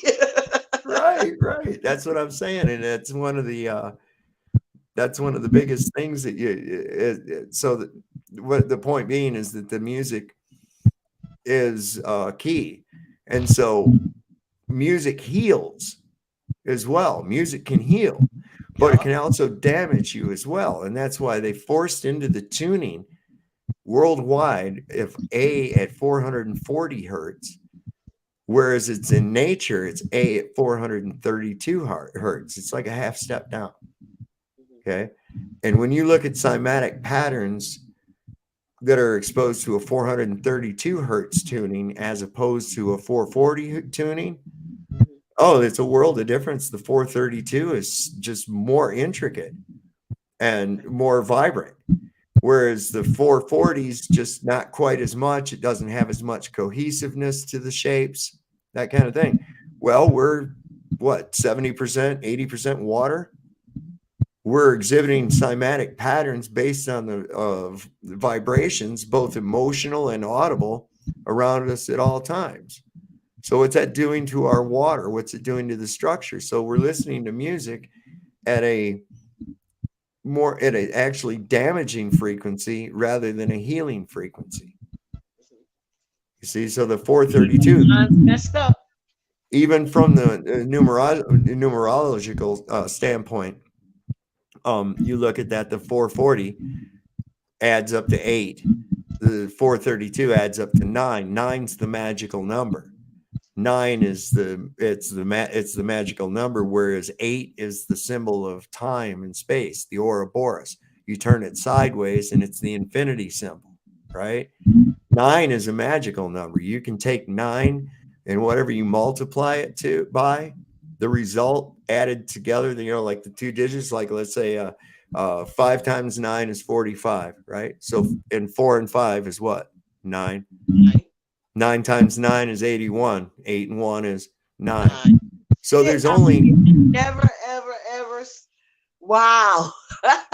Yeah, so there's a lot of magical shit in the 9, and of course Nikolai Tesla said that the 369 you have to understand the value of 369, right? What's the value? And there again, those are all numbers that can incorporate with the multiples of 9. That the actual 6 phase is the blink out between the 3 and the 9 in the electrical phase. So energy, vibration, and frequency. That's So what your shit everything means is. something. So your name means something. Okay, I got it down. I got it down to 369. I got it down. Right. That's those are the magic numbers right there, man. And I'm playing them. I'm gonna play them today. what's that? The 369. Listen, I base a lot of. I'm gonna have to slave up and give them $2, yo. Listen, it's like this. If I pull up to a gas pump, it has to be at pump 3, pump 6, or pump 9. Okay. Wow. Yeah, no, this is no shit. I do everything based on that. And it's like, so then I pull up at pump 3, I'll go inside and I'll buy $30. Okay. Or I can get $21 because 2 and 1 is 3. So that works too. Right. You see, and I do everything like in that thing. And I know it sounds really weird, but one of the things that occurs along with that, you would be surprised how many palindromes I run across. What's that? Palindromes are numbers or words that are the same forwards as they are backward. Like Bob, Mom, 101, 1111, 111, 222, shit like that. And it'll be just like I'm driving down the road and there it is right there, mile marker 111. Right one, and I haven't looked at a fucking mile marker all the way down the road, and then all of a sudden I glance over at 1 and it's 111. Or now you gonna make me pay attention now, man, to these numbers. Yeah, it's really, there's something to it, and I do believe that it's part of this matrix, part of this simulation that we're in. I think that it is kind of a simulation, that it is a program. There's a point to the idea of there being NPCs. 63. 63 is 9. Right. I was born. Well, it says January 6, 1963. Ooh, there's a 6 And a 9. and a 9. There's a lot of them in there. There's a lot of them in there, man. But this might be a little uncomfortable. You were born in 1963. You think? Right. I say you were born in. Are you ready for this? 963. 963. Because they added 1,000 years to our timeline. The Gregorian, Pope Gregory. Yeah. They fucked our whole timeline up. Not January, September. No. You got the Roman Catholic Church added 1,000 years to our timeline. Okay. So that would have made your birth year actually 963. So what's the 9? That's the whole year, 963. It wasn't really 1963, like right. You mean before BC or No. I mean the actual year.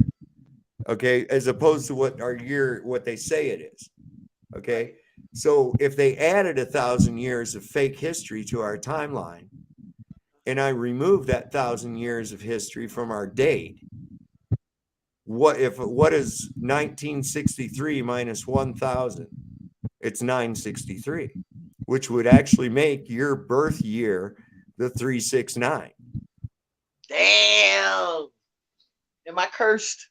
No. That's the magical shit right there. But that's the thing, man. They added 1,000 years to our time. We used to have 13 months, not 12, based on 28-day moon cycles. That's where the word month comes from. Month. You hear in the old movies, the native says, "It has been many moons." That means many months. Or 2 moons. That means 2 months. Okay. So we used to have 13 28-day months. And then they fucked it around and made it into 12. And then jacked the numbers around too, because if you look, September, October, November, right? Sept, Oct, that's 7 and 8, not 9 and 10. Nova, that's 9. That's not 11. Deca, December, that's Deca, that's 10. So what the fuck's going on, right? Wow. I never heard that before. Yeah. August and July, before they were named, yes, Renee says everything's been occulted. Of course, the word occult means hidden. Yeah. It doesn't mean the devil. It just means hidden. In October, August, what you said, what months did you just say? September, October, November, and December. One of them, 2 of them together got 31 days. Right. Well, here's the thing and also they're the 9th, 10th, 11th, and 12th month, even though their names say 7, 8, 9, and 10. So right there, you see there's some fuckery about, right? So August and July, we know are named that because of the Caesars, Julius Caesar and Caesar Augustus, right? So what were they called before those guys were around? Well, you find out that they were called Quintilis and Sextilis, which mean 5 and 6. Wow. So that how the Spanish people learned how to count? Well, learned numbers or whatever? That's Latin. It's Latin. Spanish comes from Latin. Spanish is one of the Latin-based languages. Okay.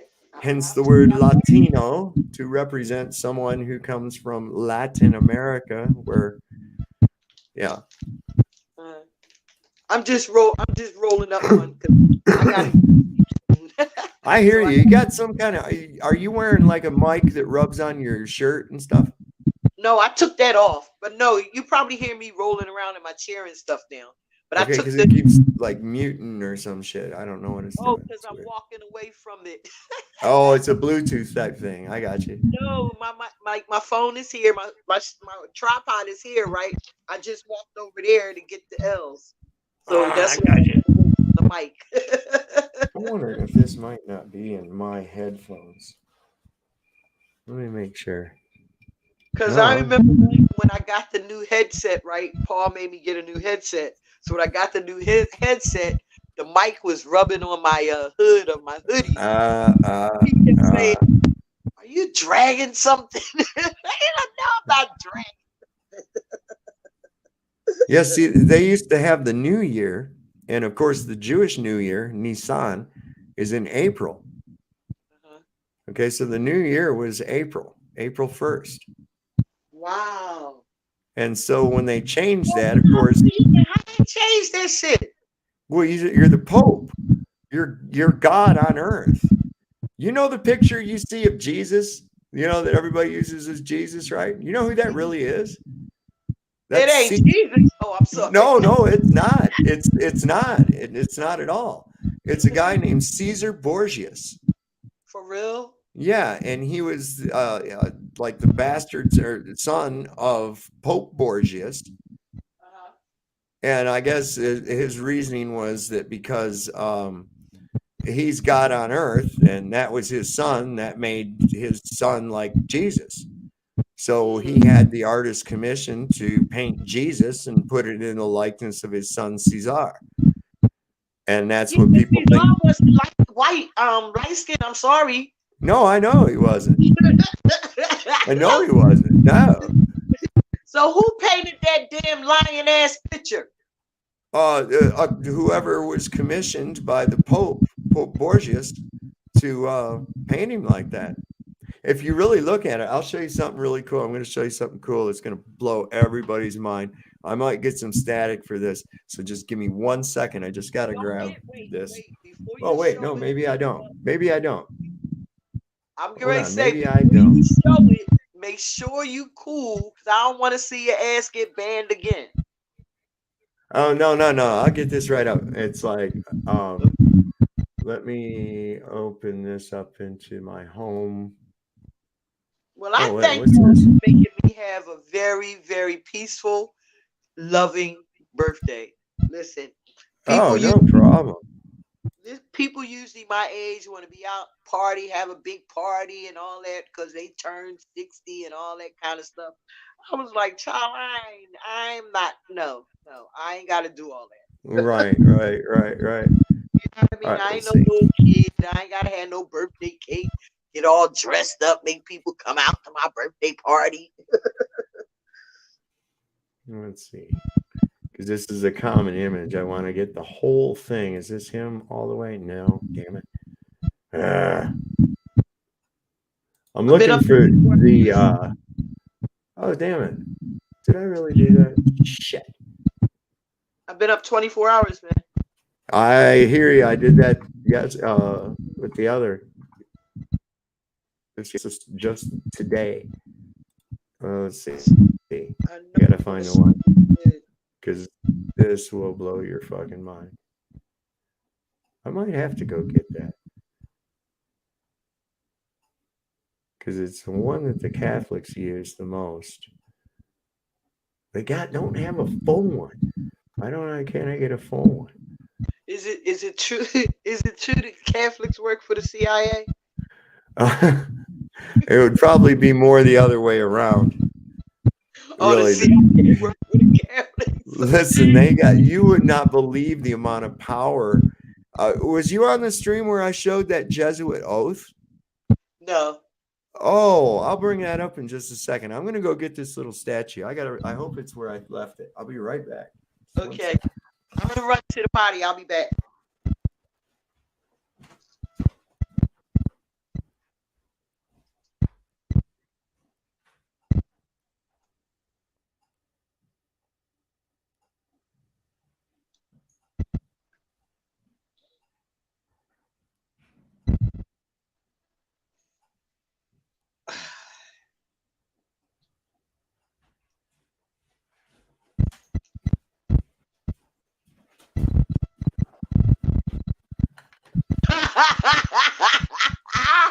I forget about the damn StreamYard green boards or backboard, whatever y'all got. I forgot about it. Look like you walk space. Look, all right. So, you've seen this. I'm gonna kill my background real quick. Well, maybe I can just bring me up full. Just Okay, real yeah, quick. bring you up full so I can see. There you go. All right. So you've seen this image of Jesus before, right? Right. Okay. I want you to look at it carefully. Just kind of blur your eyes a little bit and look at it. What is that?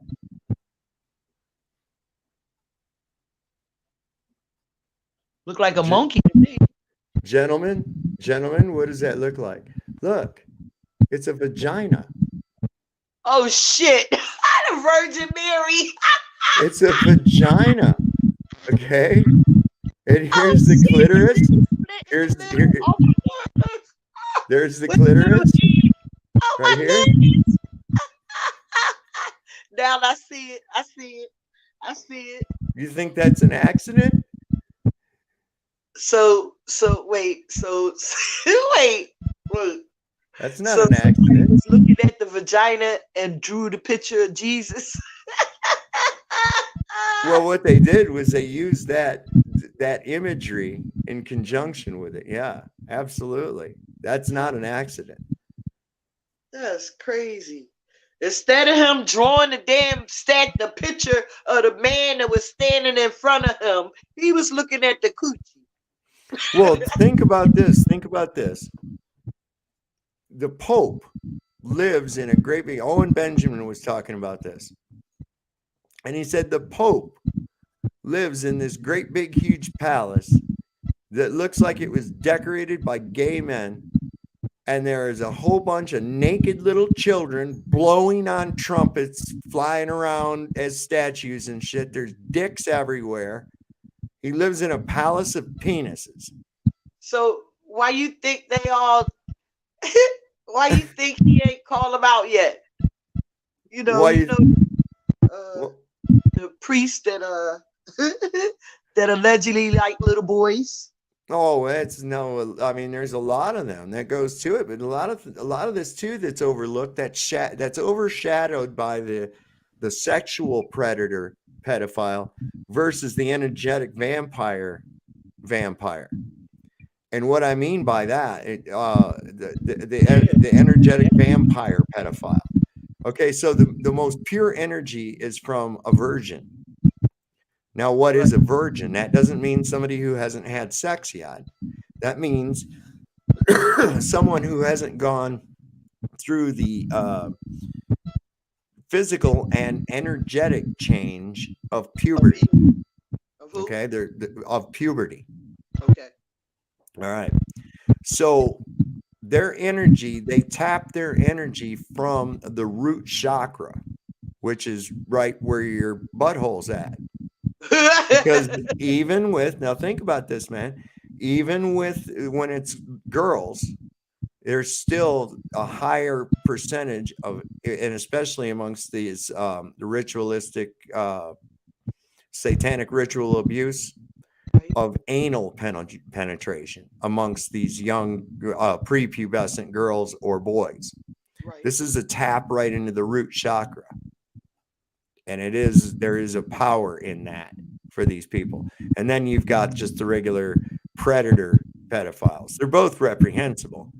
But the elite ones tend to go quite a bit further with it, and we can't talk about it on here, you see. But I mean, just so you get an idea, it's into that root chakra.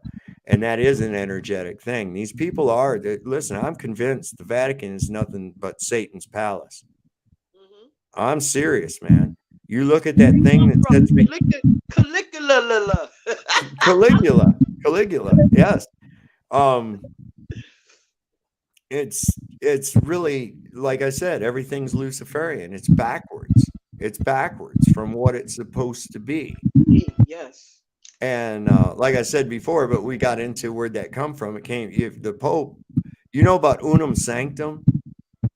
I've heard it. Isn't that on dollar bills or something?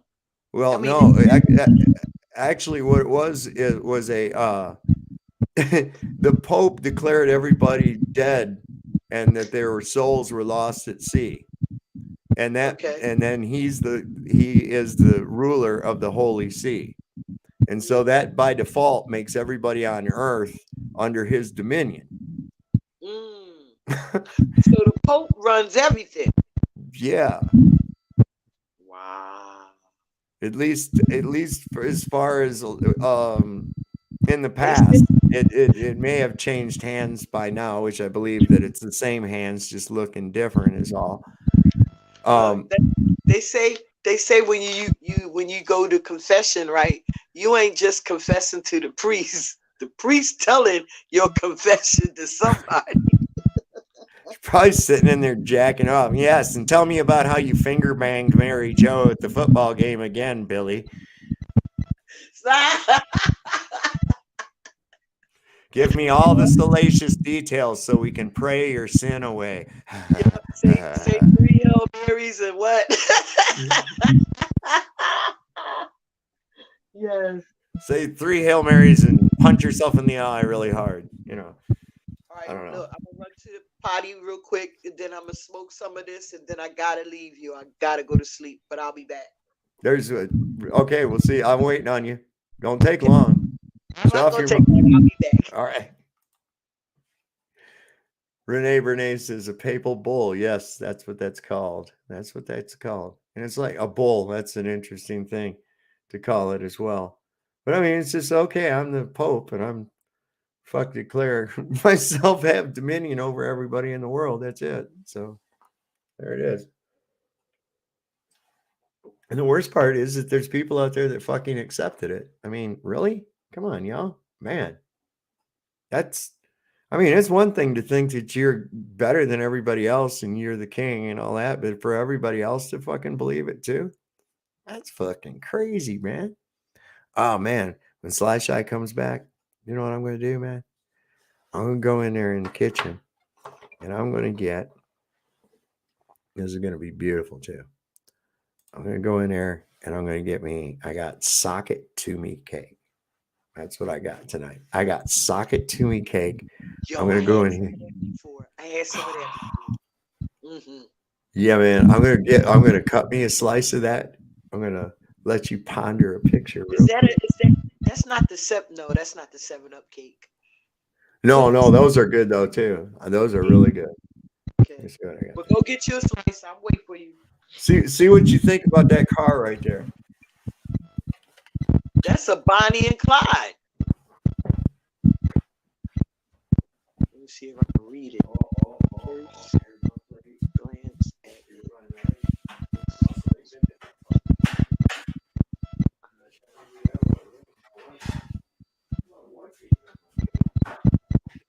Wait a minute. The wheels are Wait, I had to look at it good. Them wheels kind of messed up, man. No, there's my phone. Oh, there we go. Why them wheels going that way, man? We don't need no stinking fork. Car's not going to go the right way. No, it's like that's what I said. That's why it's so cool. It's like at first glance, it's like the ball earth model. Like that's a Bonnie and Clyde. And then I looked closely. I said, well, maybe it's a trick question. It is. I mean, it's like so. What it says, the ball earth model. At first glance at it, it looks fine. Once you give it a second look, it looks odd. Yeah. That's why I did the close up, right? Because I said, yo, this might be a trick question, right? Let me look closer. So you see, it's impossible, Right. Look at this. I forgot to. I'm smarter than the average bear. Can't ever find my computer. Picked up a stowaway, I guess. Is that a bat? It's a dude, man. Look. A who? A guy. Oh shit! That don't look like. He's sitting up. Where is he at on top? Where is he? Well, apparently he's going to space. Did he sat on the outside of the rocket? They took a picture of that stupid thing and didn't realize there was somebody in the picture. And then they photoshopped the fire and made it look like it was flying. And didn't notice that there was a dude in the picture. Like, what? So yeah, man, that's some crazy shit. So many people, or as Chili calls it, what? Palpable. What about fallacy? A fallacy. Yeah, that's what Yurt was going over yesterday. I was like, no, it's a fallacy. It's not a fallacy. Yeah, it's fallacy. What I was calling it fallacy first. I was calling it fall asleep first too. You know, and it's hard sometimes when you if all you've ever done is read the word, Right. you know, Right. you never heard it spoken. It's like the British, they have like the same words as we do. Of course, we speak English. Well, sort of. We speak American. Right. But we say mandatory, and they say mandatory. Okay. It's like you don't. We say schedule, and who say what's the other word they use? It don't. Schedule. There you go. Yeah. A schedule. But look how it's spelled. SCHEDULE, right? It's actually spelled schedule. Mm-hmm. But we say schedule. I know, it's weird. And this is the thing, how language evolves, and you have to know the root language. Right. You have to know what words actually mean versus what we say. Right. I mean, there was a time when the word gay meant just happy. Right. I said that the other day. We was talking about gay, and I said gay only means happy. I'm sorry. I don't know how you can be happy with a penis in your butt. I mean, that's just good. You just said it. You was just talking about it. Caligula. Yeah, They right. made them Caligula. They made swings to go both ways. Yeah, also a lot of I mean, if you look at the end of Rome, supposedly they were at a manner of decadence. It was just insane. Yes. Sodom and Gomorrah, same thing. What's the United States looking like? What's the United States is looking rough, baby, rough. Yep. And now they want you to fear the worst, your children. It says they'll come after your children. It says that in scripture. And what are they doing? By law, forcing you to put them in the enemy's camp for 6 to 8 hours a fucking day, where they get to mold their little minds into good little slaves or good little communists or whatever they're wanting to steer the country into. What you think that they did to those? Remember the first wave of immigrants when was it Obama? Who when the immigrants was in the aluminum foil in the cages? Who was that? Was that Obama or Bush? Or who was that? You know what I'm talking? I think it was Obama. Yeah, when the kids was in the cage with the aluminum foil bags over them, right? So Yeah, you know they were groomed, right? You know they were groomed in the past 8 years, right?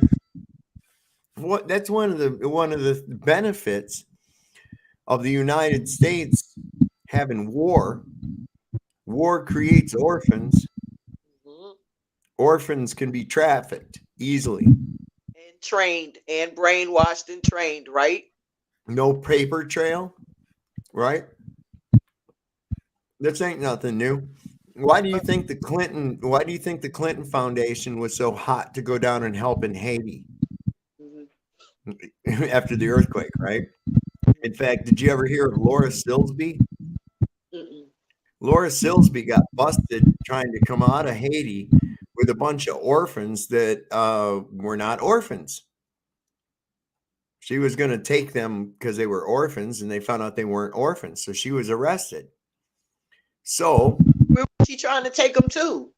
here to the United States. And so Hillary Clinton, she's friends with Hillary Clinton. She worked for the Clinton Foundation. So some slick lawyers got her off the hook, brought her back here to the United States, kind of swept it under the rug. Guess where she works now? She works for the Amber Alert system. What's that? That's that thing that puts out a warning on your. Got one of them the other day. Yeah, when the little kid just get missing and shit, and to be on the lookout for him and stuff. Yeah, there you go. Let's put a child trafficker or an alleged child trafficker in working for that. Change up the Amber Alerts. That's crazy, right? You know why? Because she helping with the trafficking. She got connections. The sheepdogs are the wolves. Right? Okay. I don't know how many times, I can't even count, that child protective services have been implicated in shit like this all the time. Because they go from there to foster care to God knows where. In how many cases have you heard with this child protective services shit and these foster cares where these kids are not taken care of properly? Not only not taken care of properly, but put in homes where they're sexually abused. Yup. And this happens a lot. It's almost like they're pimping the kids out or something, you know. And I'm not saying all child protective services is doing that, and everybody that works for them is doing that. But there's enough people in these high levels of government and municipalities that, I mean, Christ, what was it? You ever watch those predator catchers? Those, yeah. On YouTube, I watch them. Yeah, did you see that one? That guy got that fucking sheriff. He was a fucking sheriff. You know, the actual sheriff. Okay, for real, I ain't see that one. Caught another guy that was a big fit for Sony, or one of those Windows or Facebook or some shit. They busted a bunch of them, and then just your regular weirdos trying to do that kind of shit. They're busting them all the time. These people are everywhere, and unfortunately, because they're kind of networked, they help each other out in getting ahead, and they get up into these high level places. You got to look at what are the places, what are the occupations that would attract someone like that, right? School teacher. That's what Epstein's black book is.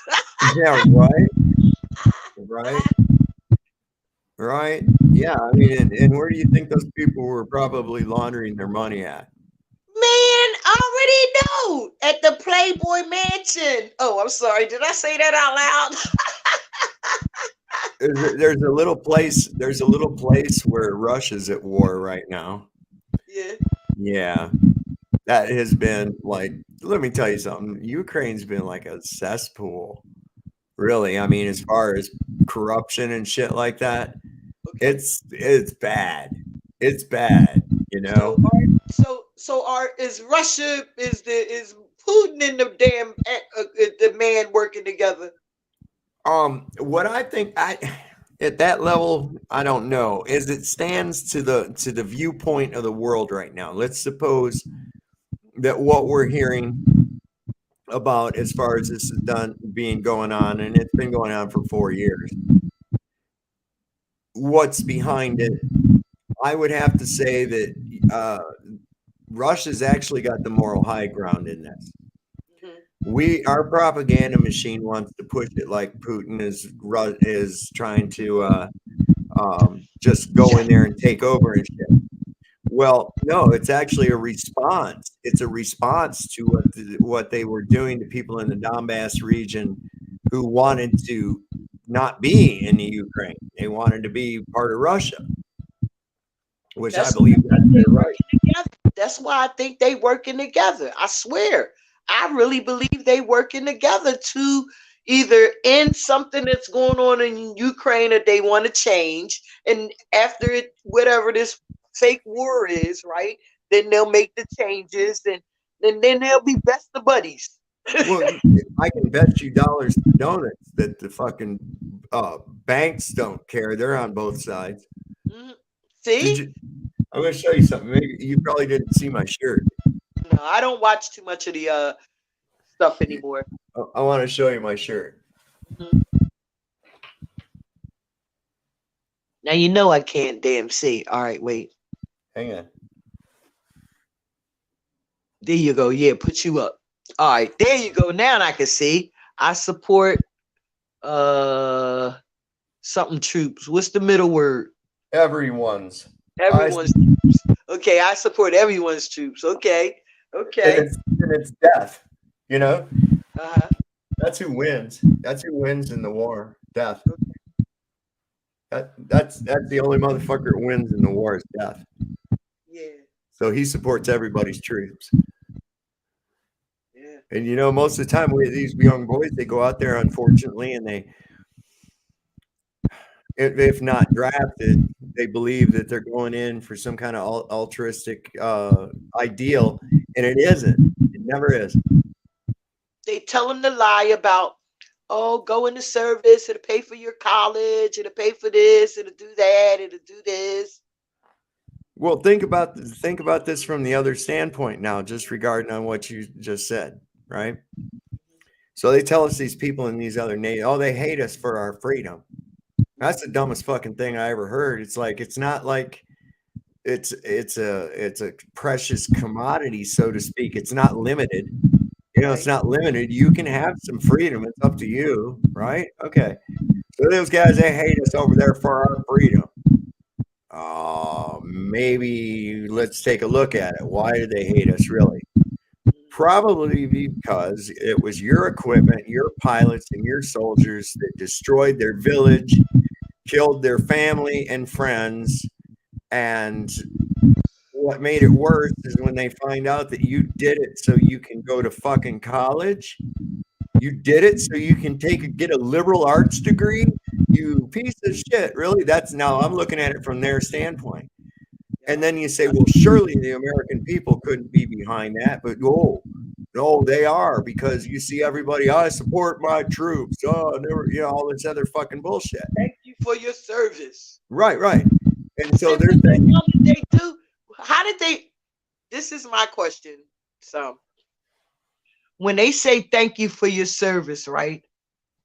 I say, what did they serve for the United States? What did they have to keep safe from the United States?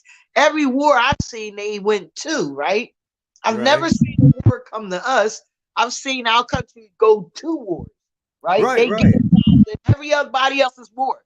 Well, they're fighting for our freedom. How the fuck did my freedom get to Afghanistan is what I'm wondering. They thank you, sweetheart. When did my freedom? Well, how did my freedom start in China? Right.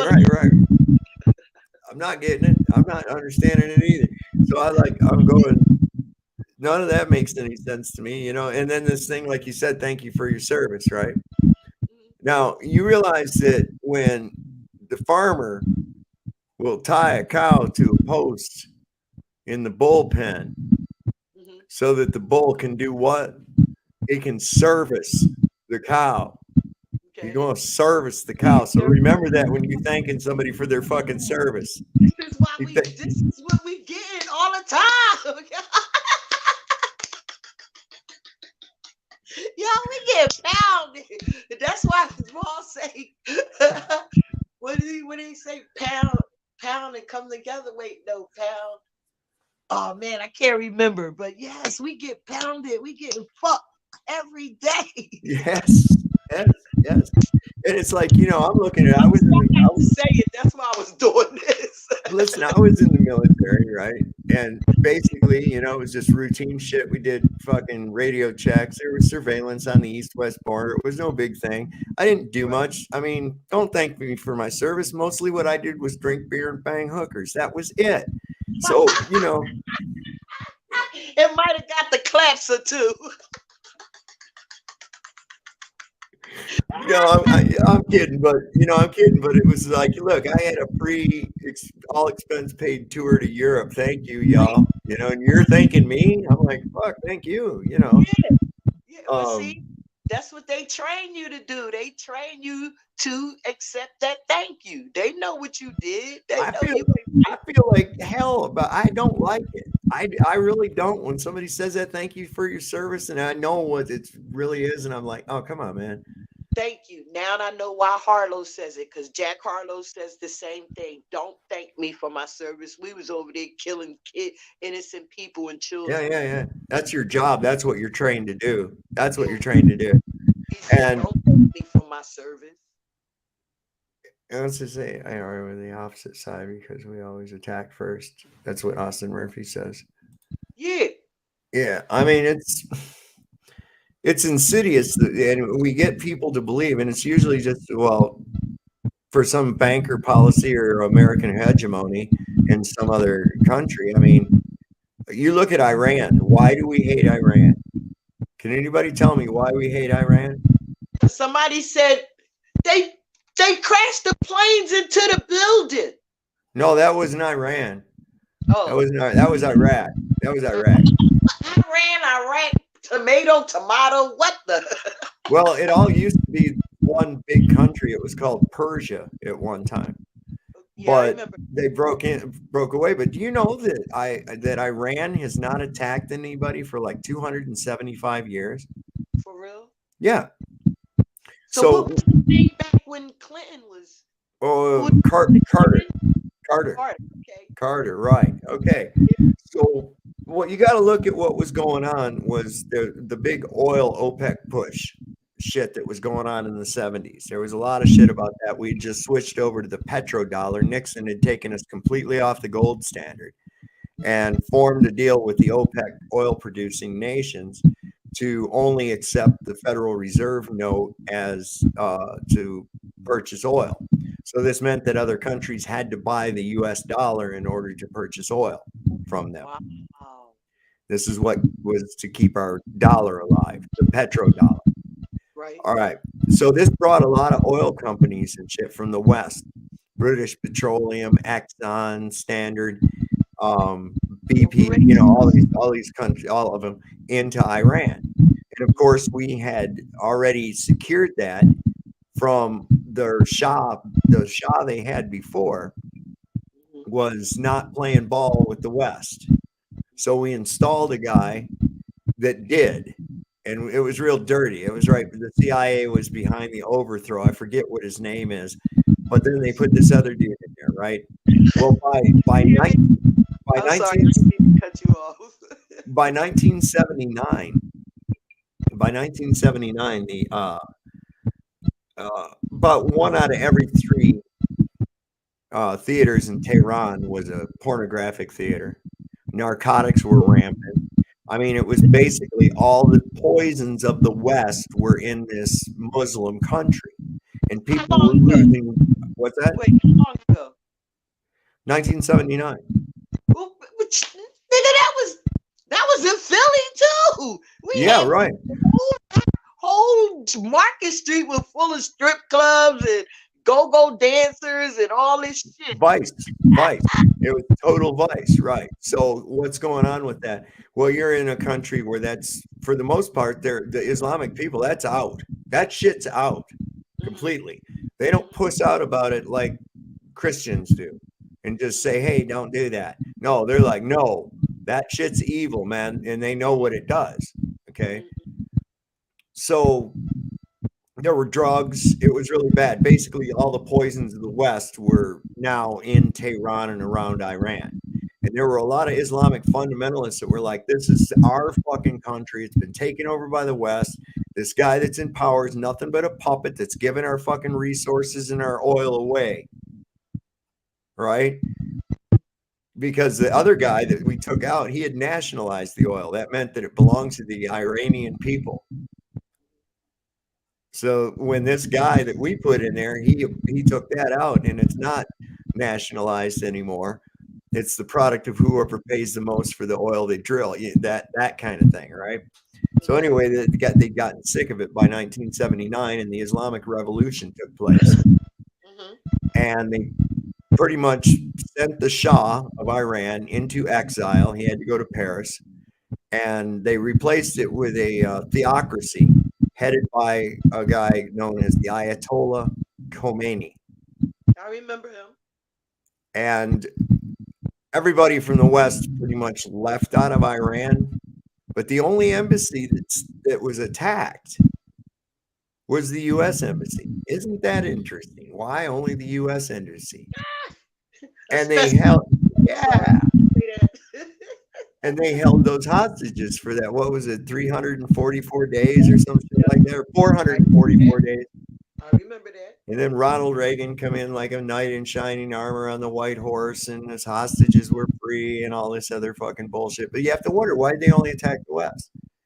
Now, after that was done, they've not attacked anybody, but the leader of Israel and the wonderful Benjamin Netanyahu have been, and other leaders of Israel and my own government too, have been telling me ever since then, ever since 1979. I was a young teen at the time. I was And ever too. since, ever since then, Iran has only been a short couple of months away from obtaining a nuclear bomb. Just a short few months, ever since 1981. And I'm like, are you? I had to do some kind of report when I was in high school, and that was because I went to high school in '78, and I think I did the report like in '79 or '80, Mhm. and it was about Iran. And who was our president then? You said it was James Earl Carter. Carter. Carter was our president then. Yep. Okay. Yeah, I had to do a report about something about Iran. But see, that's always this. I mean, all the time. Oh, Iran will have a nuclear bomb in a couple of months. They're egging us to go to war with them all the time. Yes, yes. I mean, Just it's like like, China, remember that, what, 4 years ago it was China, wasn't it? Yeah. Rocket Man. what about? Oh, North Korea. Well, there you go. See, I don't know. Korea, Quran, I don't know. They all sound the hell the same to me. Well, what it is that I'll tell you right now, nukes are a hoax. There's no such thing. Right? There's big bombs. There's big bombs, but like nukes that are going to make it like where you can't live for 1,000 years and shit, and everything's going to be desolate and all that. Oh, bullshit. The fucking shops were opened back up 2 days after fucking Hiroshima. Okay. So the nukes could be these pandemics, can't they? Well, that's a hell of a thing. Well, in the sense that it's all in your fucking head, yeah. In the sense that it's all in your head and it's used as a tool of fear.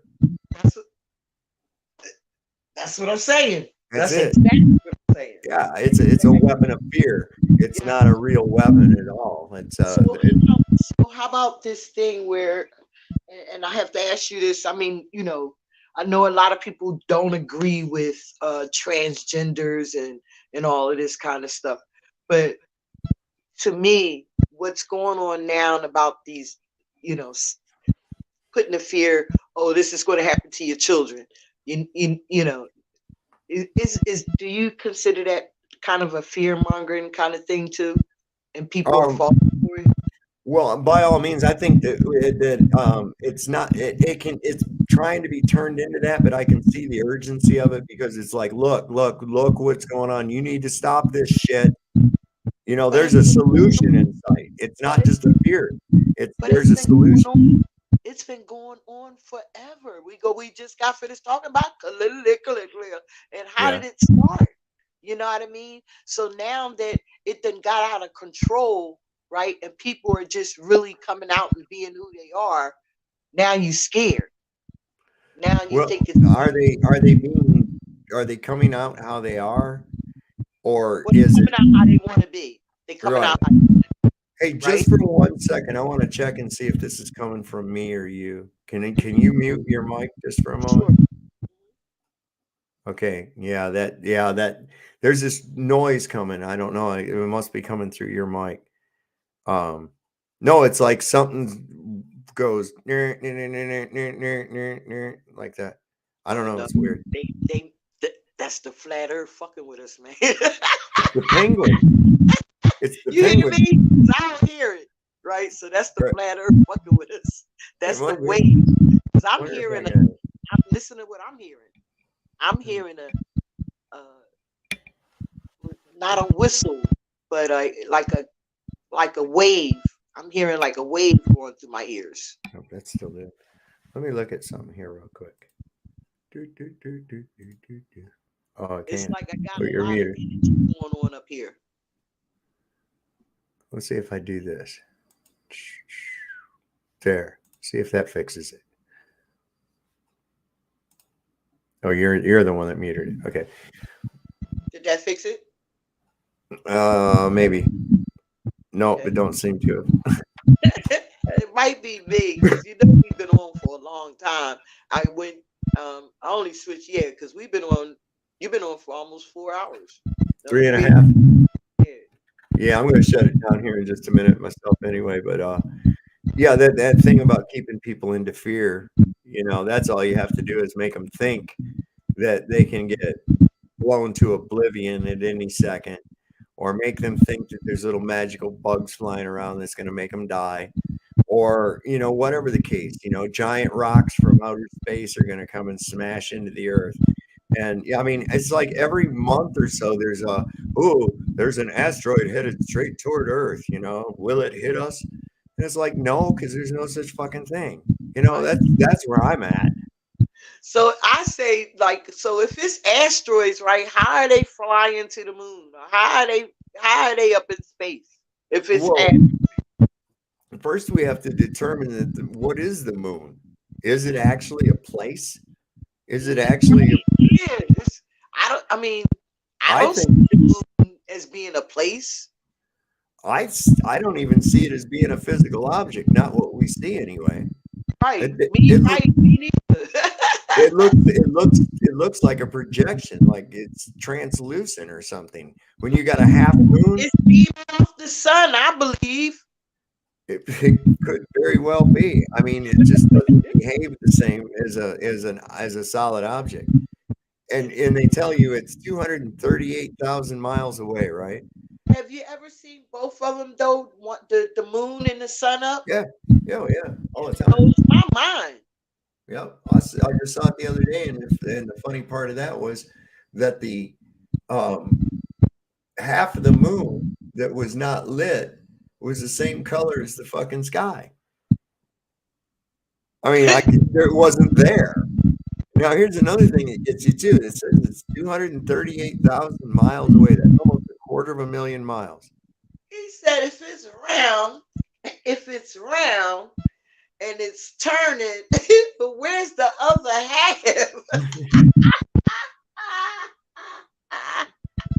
Well, I mean, it's so fucking weird. I got a picture up here of it. He said I looked up and it was a half of. Where's the other half of the damn moon? Right. I mean, that's a good question. And how come when there's a new moon, in other words, no moon, and you look at the position where the moon is at, you look at where the position of the moon is supposed to be, you don't see a black circle blocking out the stars. Where the fuck is it? Wait, now you got me thinking too. Yeah, because when they got the quarter moon to the left, right? Yeah. You're right. There's no black space right there. There's the quarter moon, and then there's the sky. Right. So if the moon is a ball, round, where the fuck does the rest of it go? Oh, I'm gonna have to stop getting high with you. You start making me think. Oh, come on, Sal. You're making me think, bro. You're making me think. I'm looking for this. And you know what? I like you so much, right? That you'd have called me a lot of bros and a lot of mans tonight. Oh, I don't mean nothing like that. That's just how I talk all the time. I mean, it's like. What are they? Homonyms? What are they calling them now? Them homonyms, or what are they calling them? The words. Ad hominem, or I was misgendering. Oh my god, I misgendered you. I mean, it's like, no, I don't mean nothing like that. It's like I say that to my wife all the time. I'm like, dude, what are you doing? Right. It's listen, I know Moose does it too every now and then. It's no problem because I know you the guys know who I am. So look at this crazy shit right here. Listen, so I'm gonna tell you something, right? Listen, I took this with my phone. See? Right? Okay, wait. All right. So if it's turned, it's like something missing. Yeah. I mean, that's why I say I think you got as much luck of landing on the moon as you do of landing on a rainbow. So they It's an say- image. It's an image. Yeah, it's turning, right? But it's still supposed to. I mean, like it's saying that it disappears right there. There you go. Is that better? I mean, I can see it more better here.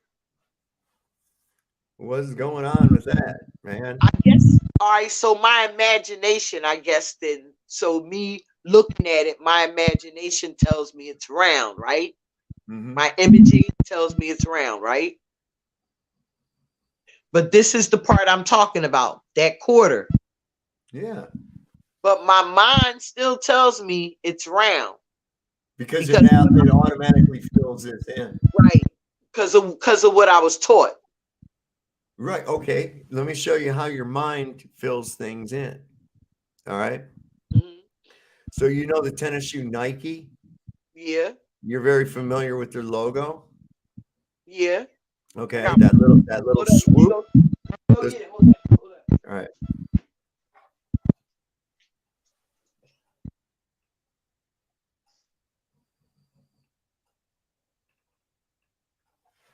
I'm gonna show her how this represents Saturn.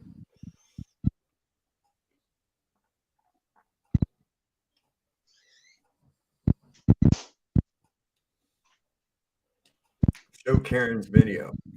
She won't get mad. Here's Cronin J's doing their research on Nooks. Is that the one you're talking about right there, Renee? Is that the My one? middle name is Renee. Okay, all right. So finish the picture. I want you to realize that that swoosh that you see right there on that is the ring of Saturn. Now you'll be able to see the ball. I mean, like I said, my image, the image of the moon of what Yeah. I was taught, I see right now. You understand where I'm coming from? Yep. Yeah. Oh, absolutely. Absolutely. Let me see I something. mean, I gotta bring this I up can here. look at it and say it's round and only see that quarter of it. But I understand what you're saying. So where's the if I can still see blue sky past the moon, if I can still see blue sky, then I'm only looking at an image. I'm not looking at the moon. Right. Right? Yeah, I mean, I don't know. I think myself, I personally, I think it's a projection. I think because it behaves like a projection. Mhm. I mean, let's face it, there were, 1,000 people went to an auditorium and watched Tupac perform, like years after he was dead. Oh And no, it- that was Michael Jackson.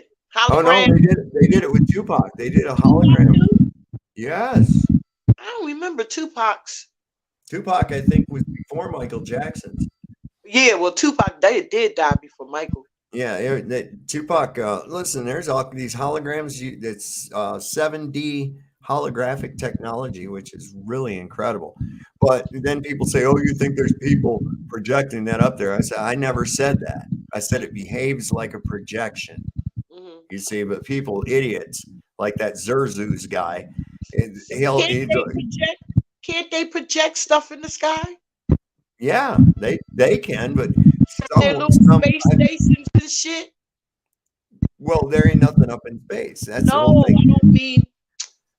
I don't mean up in space. I mean that damn NASA's damn shit that they spend all the money to build shit. Well, they were doing this. I mean, we've had this moon since before NASA, of course, but and so who's that leave? God. Who's projecting the moon? God. Okay. I mean, I don't know how he's doing So it. where I'm going to ask you, I'm going to ask you right now. So what state is he on? I don't know. I mean, all I can say is that I don't know how it's being done exactly. I can tell you the different theories people have presented, one of which actually gives you a compass and square, just like the Masons have. That it's actually, this is projected just like a planetarium from And the Muslim and the Muslim in the what is it called? Nation of Islam. Yeah, yeah. Well, and that it's projected like a planetarium from the Is that North your Pole. house or is that the star? Oh, that's my thing. That's my. Say that's the Nation of Islam right there. I had another one on here too. That was a dark one. You know, because you know it's the quarter moon and the star right there on the Nation of Islam, right? Yeah, yeah, yeah. Yo, I swore that's what that was. Did you know that the crescent moon was not adopted by Islam though until the 20th century? I thought the crescent moon was the orange moon, the sun. Well, that one you see on Islamic temples on the domes and shit, that little quarter moon, that little crescent moon, that's not the moon. That's a symbol for Mercury, the element Mercury. Okay. So if you cross that and then put a cross on that as well, it's a symbol for Mercury. It's just, that's a clue to the free energy, because those places were something other than what we're told. All of them, the cathedrals, cathode. It's two that is it one or two that has the clue? Who has the sun? Let's see here. I'm trying to find it. Who has the sun? Somebody has the sun. Well, the Jesuits. Okay.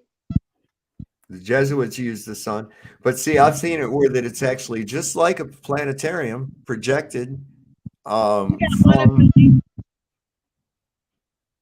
and it makes a like compass and square. We got one in Philly. It's called the at the Franklin Institute. I like that picture. That's something old. Yeah, well, that's a map that I have. And I put one of each of the archangels on the four corners. And this is a 1587 map. And then I put this little Tesla coil in the middle, just saying, oh, that's where the energy's coming from, right there in the middle. Aren't you missing some angels though? No, there are four archangels that guard the four different directions of north, south, east, and west. I thought it was 7. So let me see. I'm looking for. Oh, here it is. Here it is. This one. Yeah, that's the one. Yeah. See, now you can see this. But why you can see the sky? You're not supposed to see the sky. It looks like everything is gone, right? Through this picture, right? Right. Yeah, like it's the quarter of a banana. Yep. So it don't make no sense, does it? No. Oh, Karen likes when people show this. Earth use it in most of his things. Okay, let me pull it up. I'm sorry, I need to pay more attention to the chat sometimes here. Whoop. Yeah. Look, we up here like it's just all about us. Hang on, she's gonna she bombed me with it until are those all three the same? Yeah, they are. Okay. She says, I'll get him to put that shit up there. God damn it. That's right. Speak up. That's right. Did it open? Oh yeah. Is it spherical? How many minutes is this thing? Hold on a second. Y'all ain't keeping me up until 4. Oh, it's only 2 minutes. It's only 2 minutes. And then I'm gonna go. Yeah, I'm gonna get off here in just a minute anyway. Like this. 2 hours later. Yeah, I know. Yes, exactly. All right, here we go. I'm gonna make this bigger. We're gonna unmute it. Let me take it all the way to the beginning. There we go. All right, so that's what we see. This is fear. Have we ever seen the other side of it? No. I will let my friend Karen B show you a little demonstration. When something is round and too far away from you, you cannot say what shape it is. It can be a flat plate, it can be oblate, it can be concave, it can be a sphere. You just can't tell. Here are 4 objects. They all look round, right? But are they all spheres? How would we know? What if I told you that there is only one object that is not spherical? Can you tell what it is? Yeah, Can you tell me how you knew it? How would we even know the distance? I can tell you that they are 100 feet away and you will believe it. Hold on, wait a second. What did you say, Sly? I said this one because it's flat. Which one? Which one do you think? The light pink, the pink one in the middle of the This one? That one in the middle. That one right there where I'm. Oh, you can't see my arrow. So the from left to right, the third one over, right? All right. So from left, the second one. From left, the first, the second one. This one. Okay, I got you. I don't see your mouse on it. Is it the lightest one that's in the middle? The lightest one in the middle is the one you're saying is the sphere. All right. So once again, count 1, 2 from the left. From my left. You're right, I guess. I don't know. Oh, okay. Yeah. All right. Yeah, that's the one I'm talking about. That's the same one we're talking about. Yeah. That one's flat. Okay. You think that one's flat? Yeah. All right. Let's see what they say. But they can only be a few inches away. And I can tell you that they are 10 meters in diameter, but they could only be 5 centimeters in diameter. You can never know using your camera. Please look at them carefully. Here is the only object that is not spherical here. Here it is. I bet you thought it would be another one. But it will blow your mind if I tell you that this second object is also not spherical, and it's flat. No. You lying, man. And it will blow your mind even more if I tell you that this third object is concave. What does concave mean? Like a How bowl? about this one? Oh, they dip. Okay, This is the only spherical object. We could have an oblate object and you would think it's spherical as well. So looking at something round does not mean it's a sphere. Have you ever seen the moon rotating in the sky? No. You've always seen one side of it, which makes it impossible for anyone to say the moon is spherical. However, using the word round is correct. A plate is also round. Look at this moon right here. Does it look round? Yes. Does it look like a sphere? Yes. Yes. Is it really a sphere? Let's find out. Well, it's not. It's flat. You got tricked again.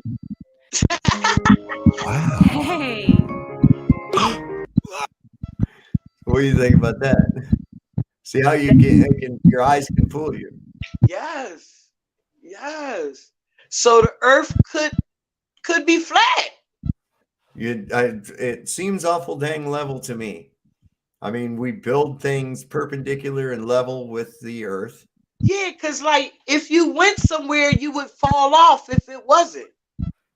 Well, yeah. I mean, how can somebody in Australia have the bottoms of their feet pointed at the bottoms of my feet?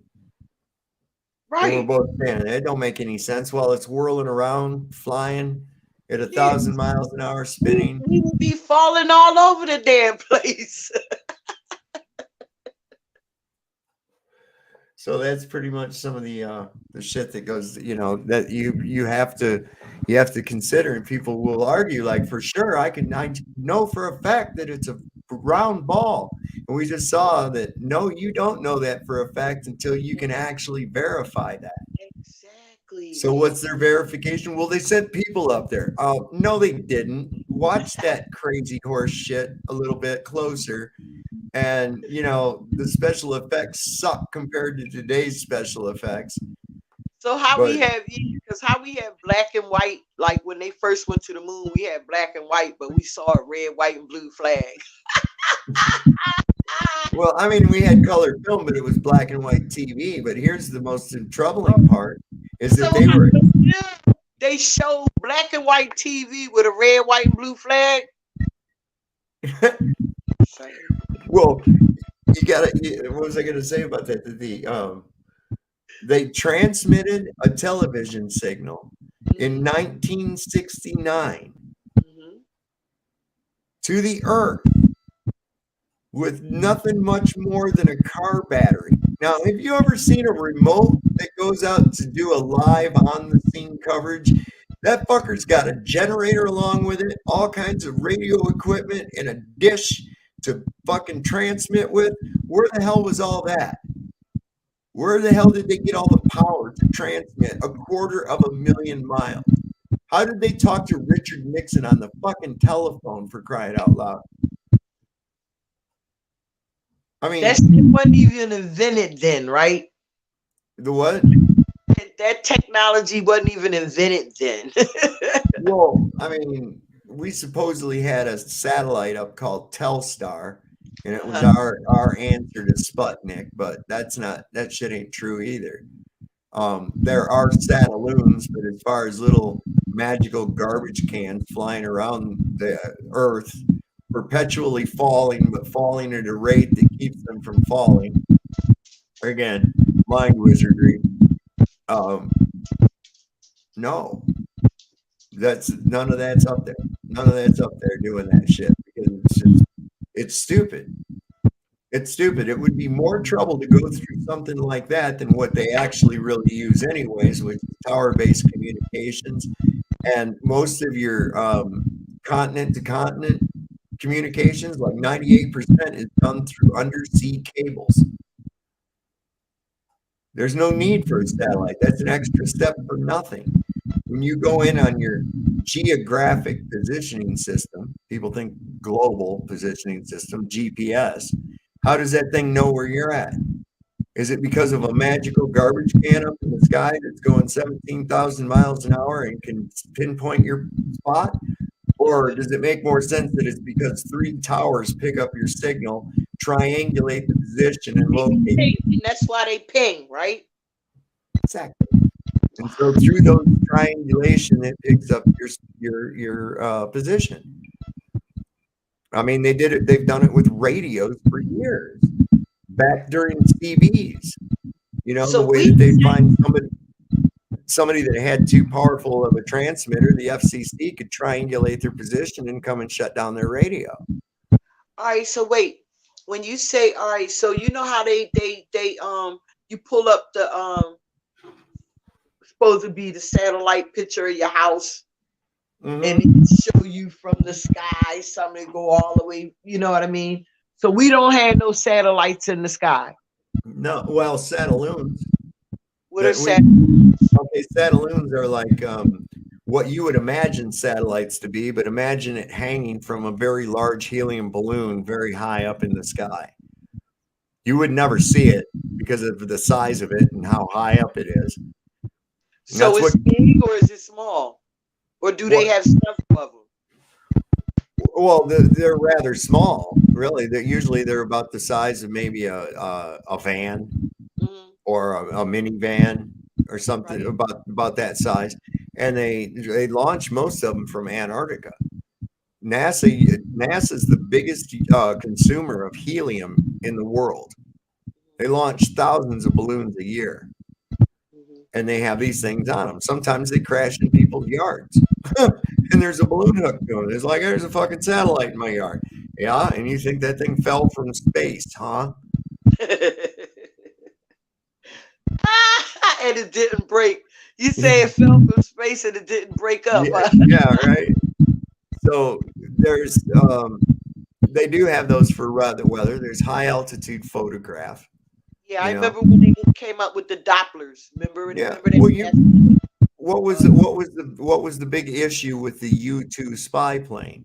Was the fact that it flew so high that it couldn't be detected and could take high resolution photographs of the ground. Well, that was in 1962. Well, where are we at now? 60 years later. 60 years later, what kind of aerial photograph you got? Look, don't remind me. 60 years later. Well, you'd figure if they had that then, how far have they advanced with the high altitude photography now? Right, exactly. So yeah, that's it. That's where that comes from. Why lie about the weather then so much then? They got this technology. Why they always don't know the weather or lying? Because they want to set people up to fail, or they want to set people up to have to spend money, lose their house, be stranded. Is that all a setup too? All of the above, yes. I mean, I'm sure that, listen, meteorology is one of the most inexact sciences that there is. Mhm. But we also have to throw in the idea that weather manipulation is real. Okay, weather manipulation is real. I believe it. They manipulate the weather. The shit they spray up in the sky. They use microwaves and radar to heat various portions of the atmosphere to steer moisture away from places and into other places.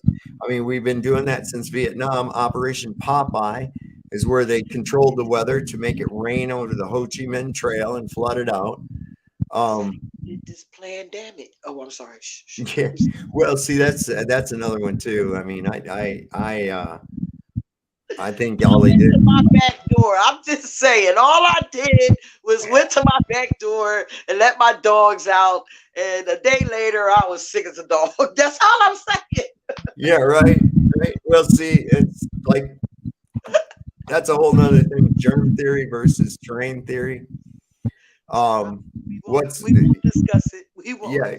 Oh, I know. I got in trouble about that shit, man. It's crazy. But you know, if you think there's magical bugs in the air and you're really scared of them and shit, hey, go get that shot. You know, go get that. Them lanterns. When I seen them Jones, I said, "Oh nope, they were playing." I said, "They little bugs. Goddamn, they bugs. They listening. They watching.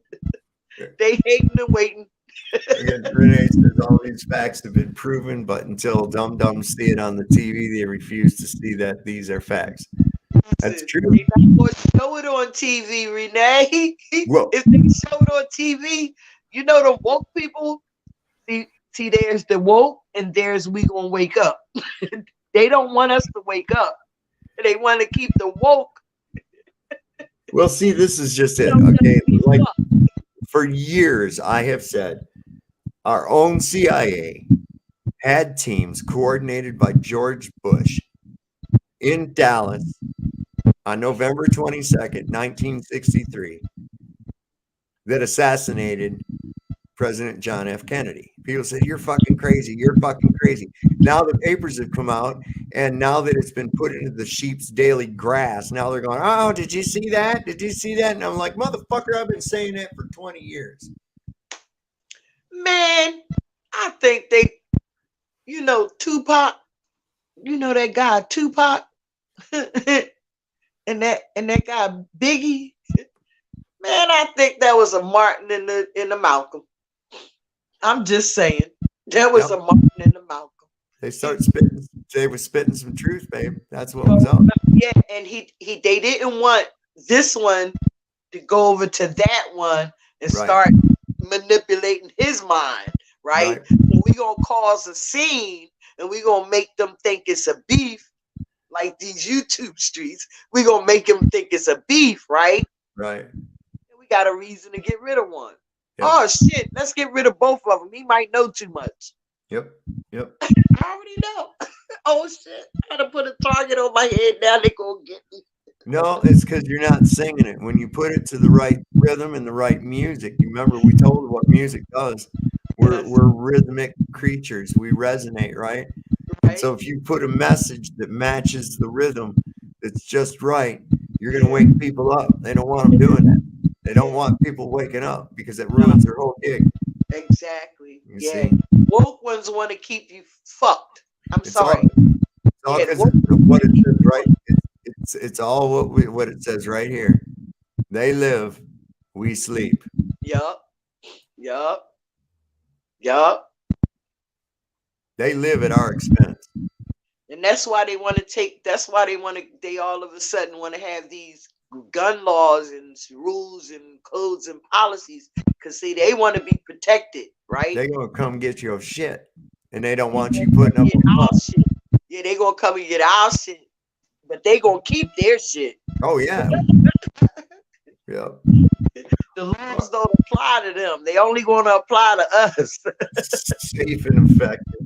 Renee says safe and effective. Yeah. Well, I'm gonna cut this thing off here. We're coming up on 4 hours, man. So I'm gonna cut it off. Any last words for us tonight, Slash Eye? I really enjoyed spending my 60th anniversary with you, young man. I enjoyed having you, man. I enjoyed you coming to my panel and my broadcast, and I appreciate and thank you for inviting me to yours. Absolutely, there will be more, Slash. Absolutely. This is making more and more friends every day out here. That's what we want to do, sweetheart. I appreciate you, and hopefully I'll see you later on today. Absolutely. You have a good night. Talk to you later, babe. Bye. All right. All right. Well, that was a pleasant guest, and I wish her a happy birthday, 60 years. I'm coming up on that myself. I'm only a couple of years younger than her, 2 years really. So, yeah, almost three, because I'm at the end of the year. She's obviously at the beginning of the year. So that puts us about 3 years apart. And it's a very open mind. You don't see a lot of people our age that are with that. So, I just want to welcome and thank everybody that did come to the thing. And of course, the rebroadcast will be available. The backup channel, we're going to do some stuff on there. I'm going to make the best out of these 2 weeks of the other channel being down. And who knows, this might end up being the main channel. We'll see what happens. Maybe I'll just go on both of them all the time or something. We'll see how that goes. I'll be putting my Rumble link available to people.